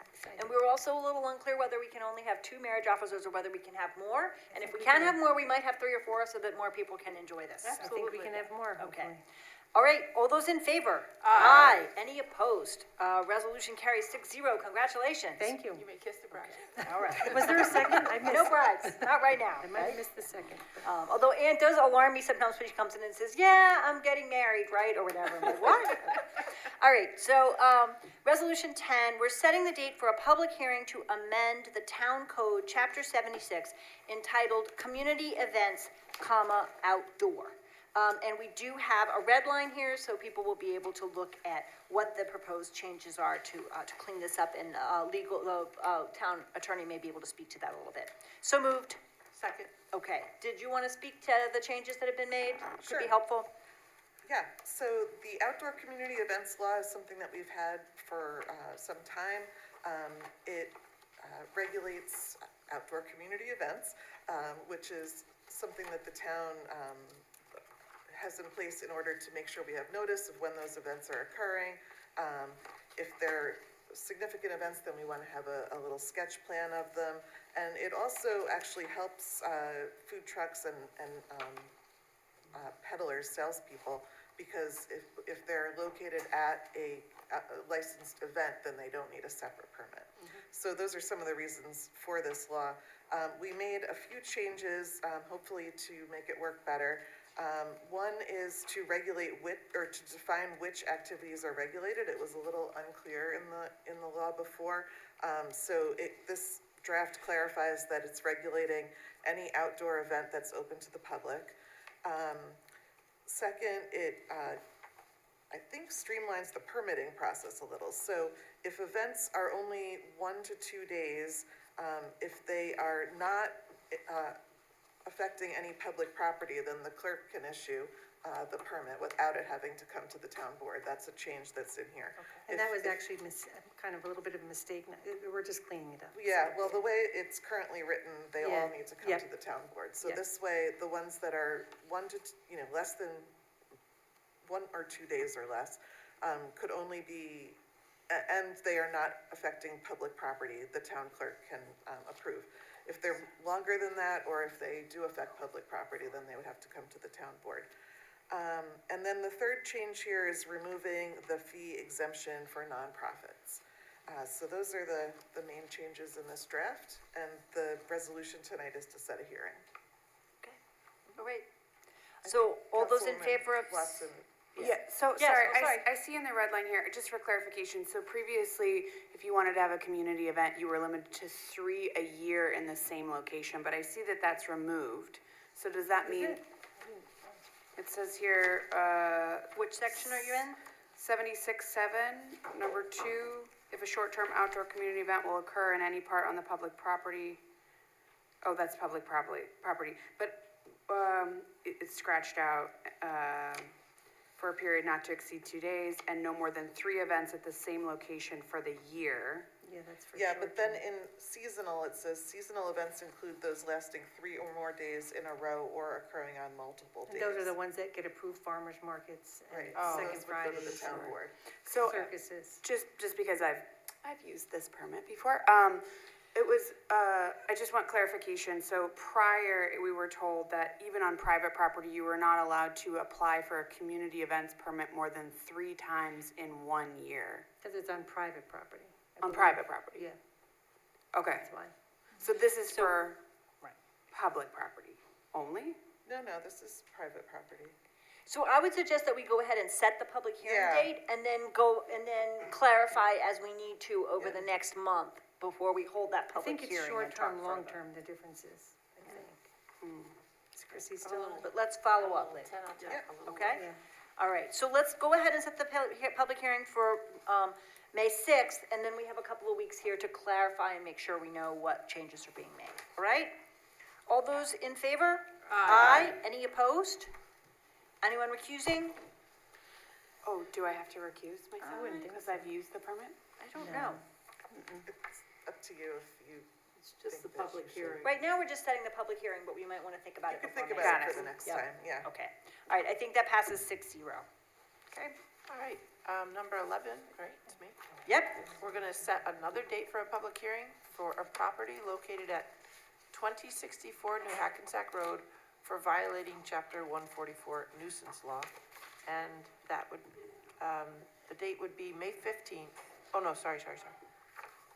Sorry, May 6th at 7 PM. So moved. Second. okay, so we have 2 arrests at this site related to prostitution activity. This enables us to use the strengthening that we did of the nuisance law in order to, after a second violation at the same site, board up that site if necessary. And the building department will provide notice of the hearing for those in control of the building, and we will move forward if we need to board up the site, okay? All those in favor? Aye. Any opposed? All right, resolution carries 6-0, and we'll have the public hearing for that as speedily as we can on May 6th. Resolution number 12, a resolution authorizing the supervisor to submit a grant application to the Hudson River Valley Greenway and Missionary Community Planning Grant Program for a project entitled Creek Road Rail Trail Connection Project. So moved. Second. Okay, so this is in process right now, and the goal is to explore whether there could be a trail up Creek Road that would connect the main rail trail to Dutchess Community College. It's an area we've got a lot of pedestrians and others biking and trying to get to the community college and through the apartment complexes there. So the goal would be to get a grant to explore the feasibility, and this is joint with the city of Poughkeepsie, which is wonderful, and DCC is extremely enthusiastic, and there's going to be a lot of letters of support. So. Okay? All those in favor? Aye. Any opposed?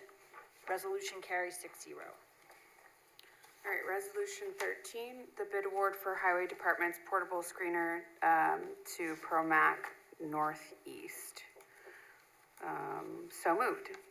Second, okay, Highway Department needs a screener.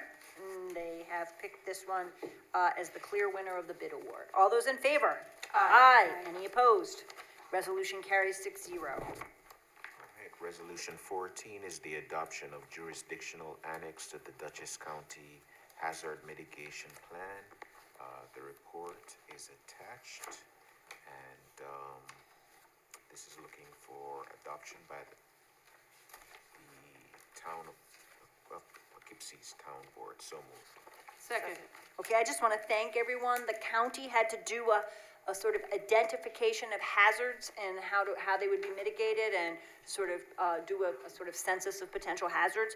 And the town had to annex our report to theirs.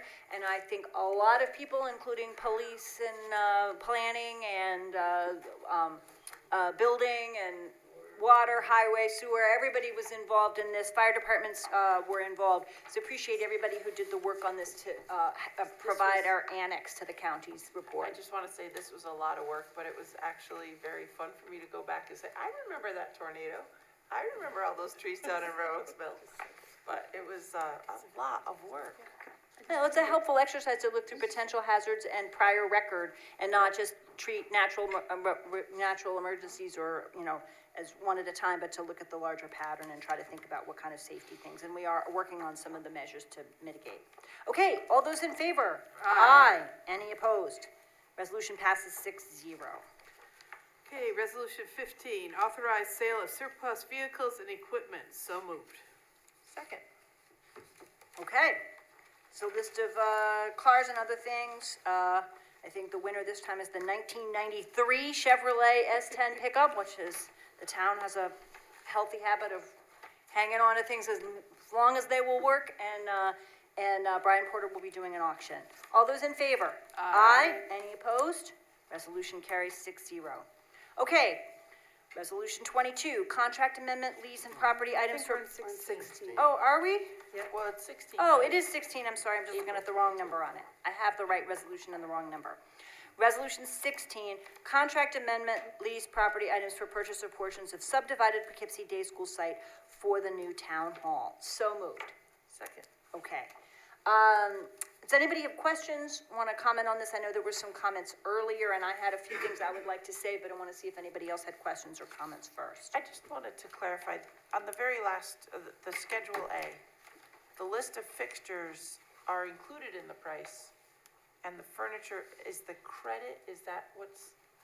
That's correct. We're paying for the stuff, or? We agreed, the fixtures are things that we mutually agree go with the building price.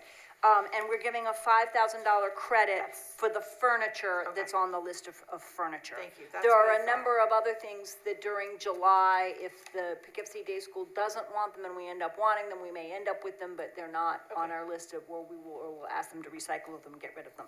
But these are the things, for example, we'll be able to have a birthday party room that's, for kids' art activities and for younger campers during the summer and for birthday parties and things like that. And we have children's tables for kids the right age that can go into that. And they are also wrapping together all the stuff that's in the kitchen, industrial freezer, fridge, cooking equipment, silverware, dishes, the whole works. So the kitchen, everything goes together in that package. So, okay, the things I wanted to say were, just to clarify that we have completed inspections and a building condition survey on the building. We have not got the report back on the complete, on the extent of roof repairs. So we are doing short-term bonds. I think, as I said at the last meeting, we have short-term bonds for a year, bond anticipation notes at a rate of, I think, 2.353% for a year, while we get the final costs clear before we go to long-term bonding. We still need to know whether the entire roof needs replacement or whether some parts need replacement, as we believe, and others need restoration, and so we're still waiting for those results. There's always gonna be some anticipated stuff. The really important thing is to bond enough that you don't have to go back and do it again. So we're likely to bring the price down, but we will be reporting back on that.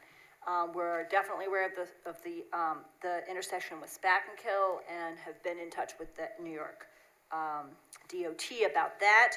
The two fields that are there are soccer fields for kids young, 10 and under, so there's not gonna be whole tournaments there. There will be there's basically one field and then a practice field.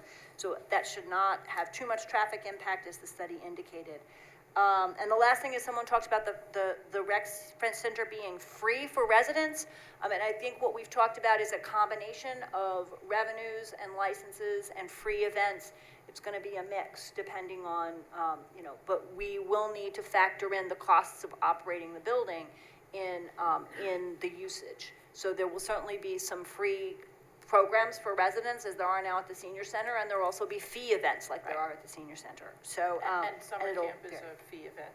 and Certainly, summer basketball camp, exactly, is gonna be, so our goal is to run it overall as revenue neutral. In other words, to cover the costs of as much of the building as we can, perhaps not all the town hall costs, but to cover as much as we can, with the programs that are there. But that's gonna vary, depending on who's using it, town residents, non-town residents, and so forth. So, and the closing is tomorrow, so.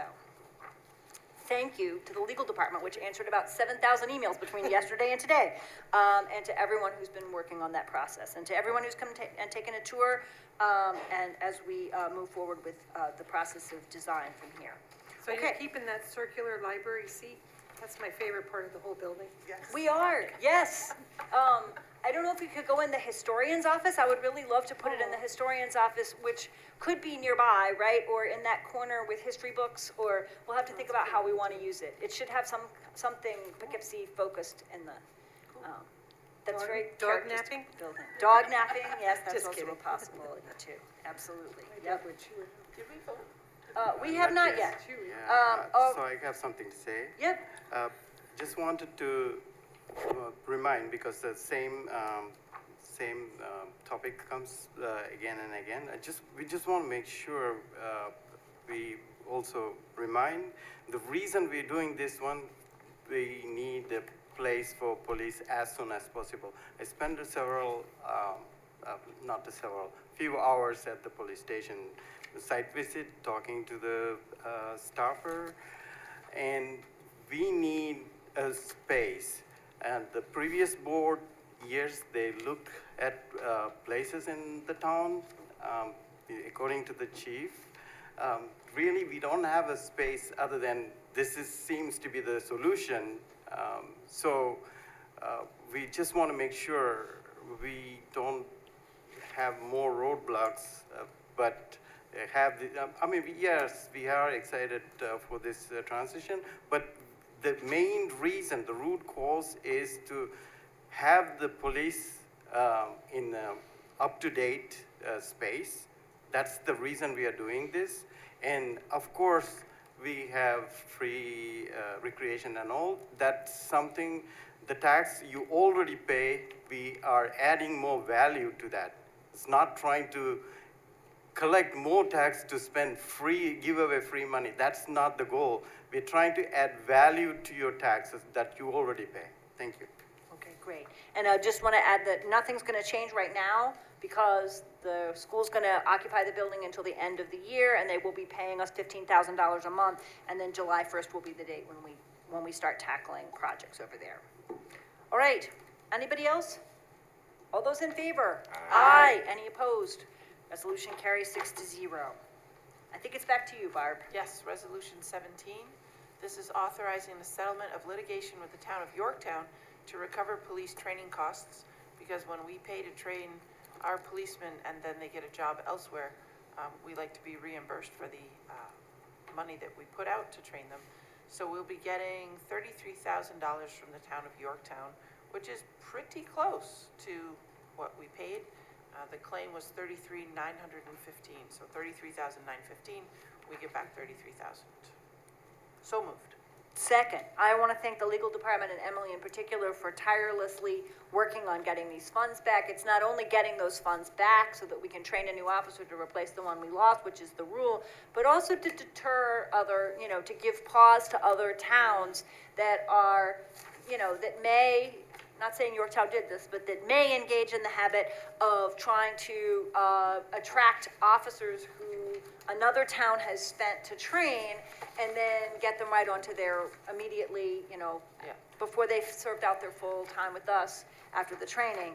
Hopefully this sets an example that we're going to defend ourselves in any such circumstances. So I think it's a really good result. Okay. Well, shout out to the chief also, because Yorktown put us through the paces to see all of our receipts, and the chief found them. So he had every receipt, right? Yeah. Good, excellent. He must have had all of them, because we got 33, we settled for 33,000 out of 33,915. That's pretty darn good. All right, thank you. All those in favor? Aye. Any opposed? Resolution carries 6-0. Resolution 18, designating May as a Mental Health Awareness Month. So moved. Second. Okay, any discussion? No, it's just, I enjoy seeing the ribbons along Wilbur Boulevard, so. Yeah, we will be doing some outreach and some public awareness activities around this. And we also heard from an organization that works particularly on mental health awareness and stigma reduction among communities of color, and they want to do more in June, so and possibly July. So I think that we'll just spend a long time here sort of promoting mental health awareness. Okay, all those in favor? Aye. Any opposed? Resolution carries 6-0. Resolution number 19. This feels appropriate. It's the resolution supporting a voluntary no and low-mo May initiative in the town of Poughkeepsie. I used to sit on the CAC, and I know that we started this process hopeful that it would come to this moment. I don't know if most people know, but May is a very important time for all pollinators when the first source of nectar comes into bloom, and they've come out of hibernation and they desperately need food. Dandelions are our friends, and so you don't have to participate in this, but if you want to participate in this, May is the time in order to provide that resource to our fluttery friends. So moved. Second. Okay, and we're going to do some ongoing work around this, and I just wanted to add that that I was asked to sign on to a Mayors for Monarchs program, and that is sort of built on some of the stuff we're already doing here, so you can check all the boxes because we're already doing these things, promoting pollinators, particularly milkweed, and so we'll work on some of that too, with a particular emphasis on the monarch butterflies. And thank you to the CAC for helping push this forward. So. Yeah, and I just want to reiterate, you can still mow your lawn. My husband's one of those people. It would traumatize him if he couldn't do his weekends around mowing the lawn. I'm mowing 80% of my lawn, and then there's a little spot around back that's neatly, like a little neat area where I'm gonna leave. You don't have to not mow your whole lawn. You can just leave a spot for the pollinators right in the back. Yeah, do a little curated section. Right. Yeah, exactly. Yeah. Clearly defined. In fact, we put it in there. A clearly defined section. Don't, of not your lawn. unkempt. Okay. All right. All those in favor? Aye. Any opposed? And we passed it on Earth Day. 6-0, and it's Earth Day, exactly. Perfect. Very nice. Okay.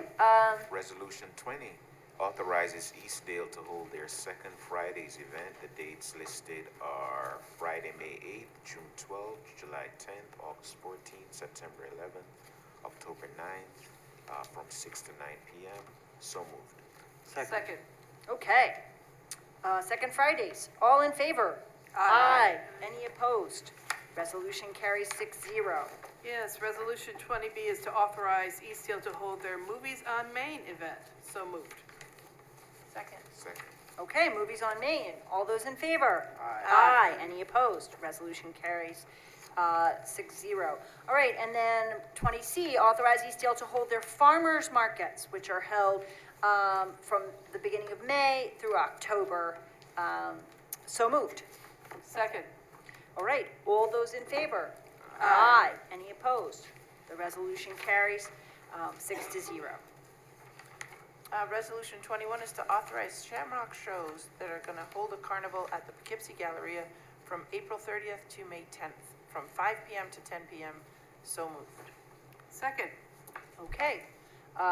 Carnival at the Poughkeepsie Galleria, all those in favor? Aye. Any opposed? The resolution carries 6-0. Okay.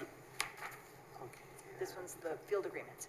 Okay, resolution 22, authorizing execution of the field use agreement with the town of Poughkeepsie, Little League Girls Softball Inc., Town of Poughkeepsie Soccer Club Inc., Rice and Grindfield Hockey LLC, and Poughkeepsie Mid-Hudson Babe Ruth Inc. So moved. Second. Okay. Thank you to everyone who helped get these squared away for this year, and thank you to all the coaches and the volunteers who get these leagues out there. All those in favor? Aye. Any opposed? Resolution carries 6-0. Resolution number 23 is to waive the sewer charges in the amount of $420 at 10 Creek Bend Road. So moved. Second. Okay, I believe that this is a Ward 6 Yep, case. this is Ward 6, and this is my family. What happened here is they normally have a water bill around $120 per quarter, and the last bill they received was $840. And they then inspected and found that they had a leaking faucet off the back of the house, probably for the whole quarter, and they did not realize that they have had it repaired, the leak has stopped, but this water did not go down the drain to the sewer plant, it went into the ground, and this is the only exception we make to this, to waive the sewer fees because the water did not go to the sewer plant, it went into the ground, and I did talk to water, and they told me the amount was, that they would reduce it was $240. And otherwise, I'm sorry, if you have a running toilet, you don't get it. If you are on septic, you don't get this. This is the only situation where we've ever waived this fee.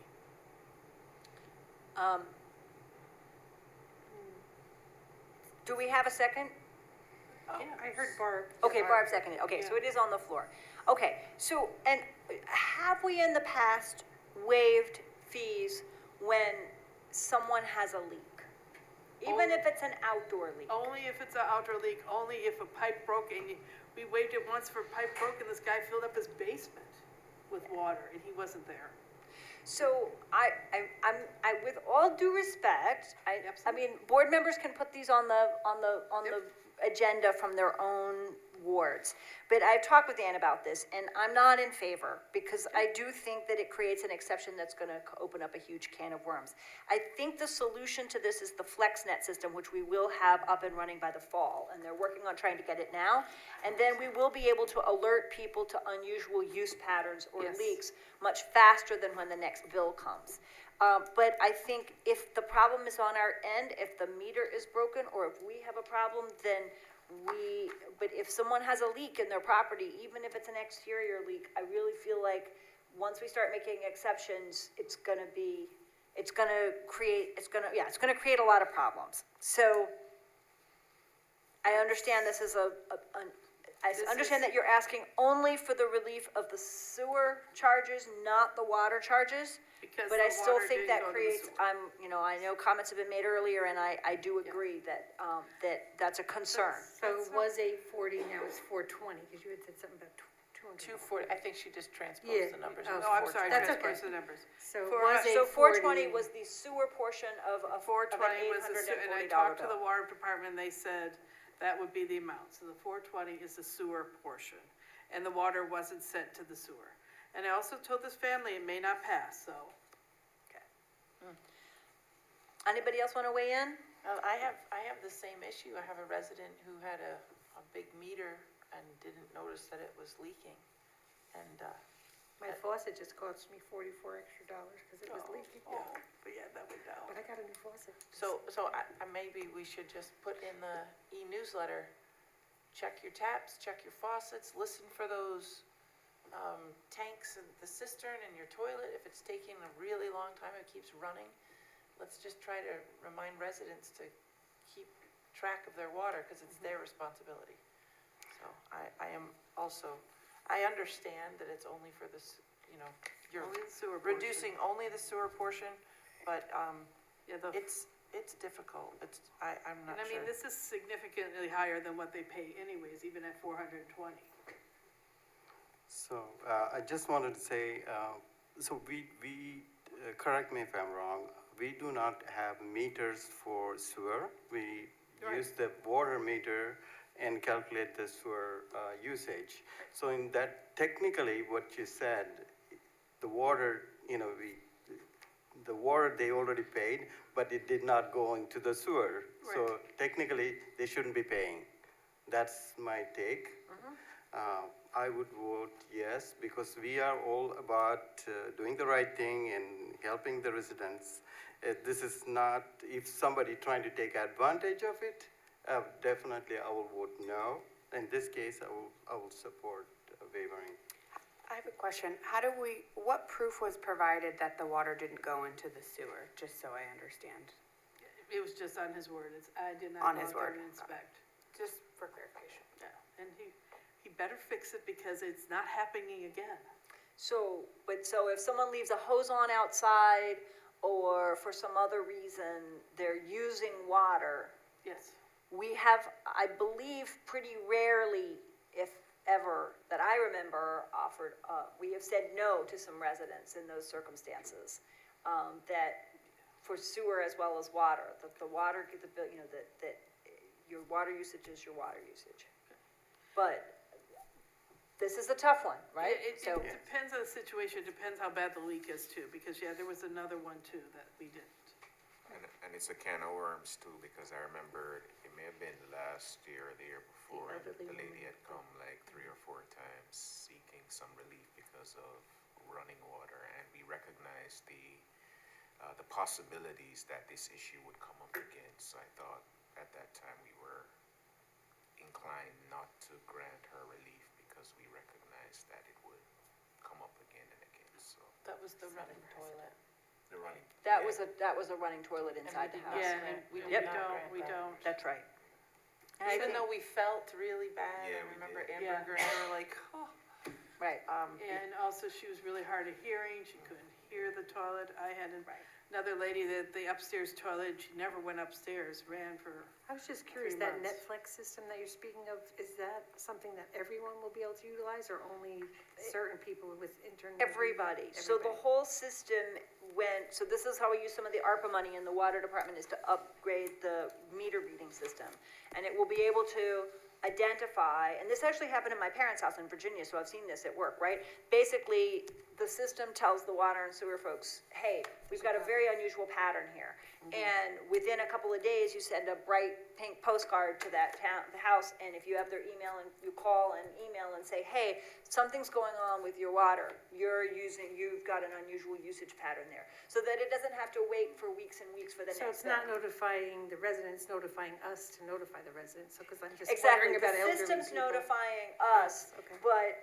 That's what I was wondering. Right, but then we will be able to notify residents immediately so that they don't have to wait through a whole quarter billing Right, cycle. 'cause that's 3 Because months that's in. what's causing these bills to be high, is that no one 3 noticed. months If you of don't know you have a leak, you don't know what you don't know, and then the bill comes a long time later. So I hope that in a few months that will offer a solution. Okay, is everybody ready to vote? Do you want more conversation? Okay, all right then. All those in favor? Aye.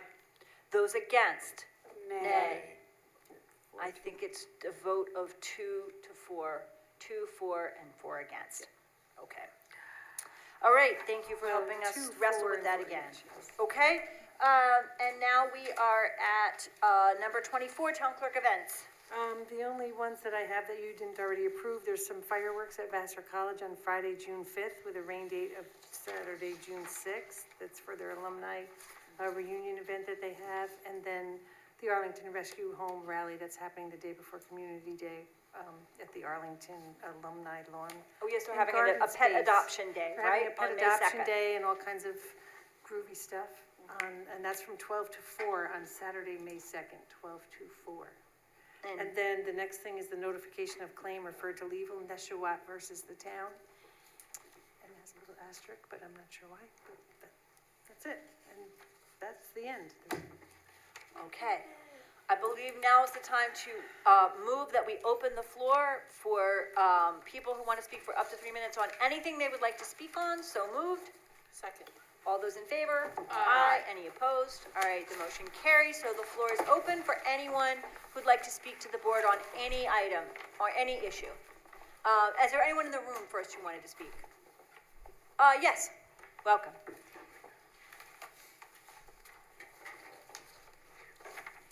Thank you, Robert Green. I spoke earlier. Just on the item number 23, the water bill, I agree with the majority of the board that voted no. It is unfortunate to have a situation like this. However, our water bills are not split into water and sewer usage per se. It's one bill. The answer is conserve water, and that's why we pay the rates we do for water. It's unfortunate that it's a high bill. There was no sewer usage, I understand that, but we do need to be mindful and be conservative about the amount of water we're using. Thank you very much. We'll try to get the word out on that as well. Thanks. All right, anyone else in the room? All right, online, Doreen, welcome. Thank you. I just wanted to make a comment about something that Mr. Stein said during the Hudson Heritage presentation. He made a joke. He said he didn't know what ward he was in, and then he said he was in the psych ward. I think that was in very poor taste, and especially as the board just approved resolution number 18 tonight, designating May as Mental Health Awareness Month. I thought that was in very poor taste, and would have been nice if someone from the board pointed that out to him, because Mental Health Awareness Month is very important, and I think that was shameful. Thank you. Thank you very much, Doreen. Is there anyone else who's on Zoom who would like to speak? Seeing none, I move we return to regular session. Second. All those in favor? Aye. Any opposed? Motion carries 6-0. And I move at 9:35 p.m. that we adjourn. So moved? Second. All those in favor? Aye. Any opposed? Nobody is opposed to adjourning at 9:35 p.m. I'm pretty sure. Thank you all. Have a great night.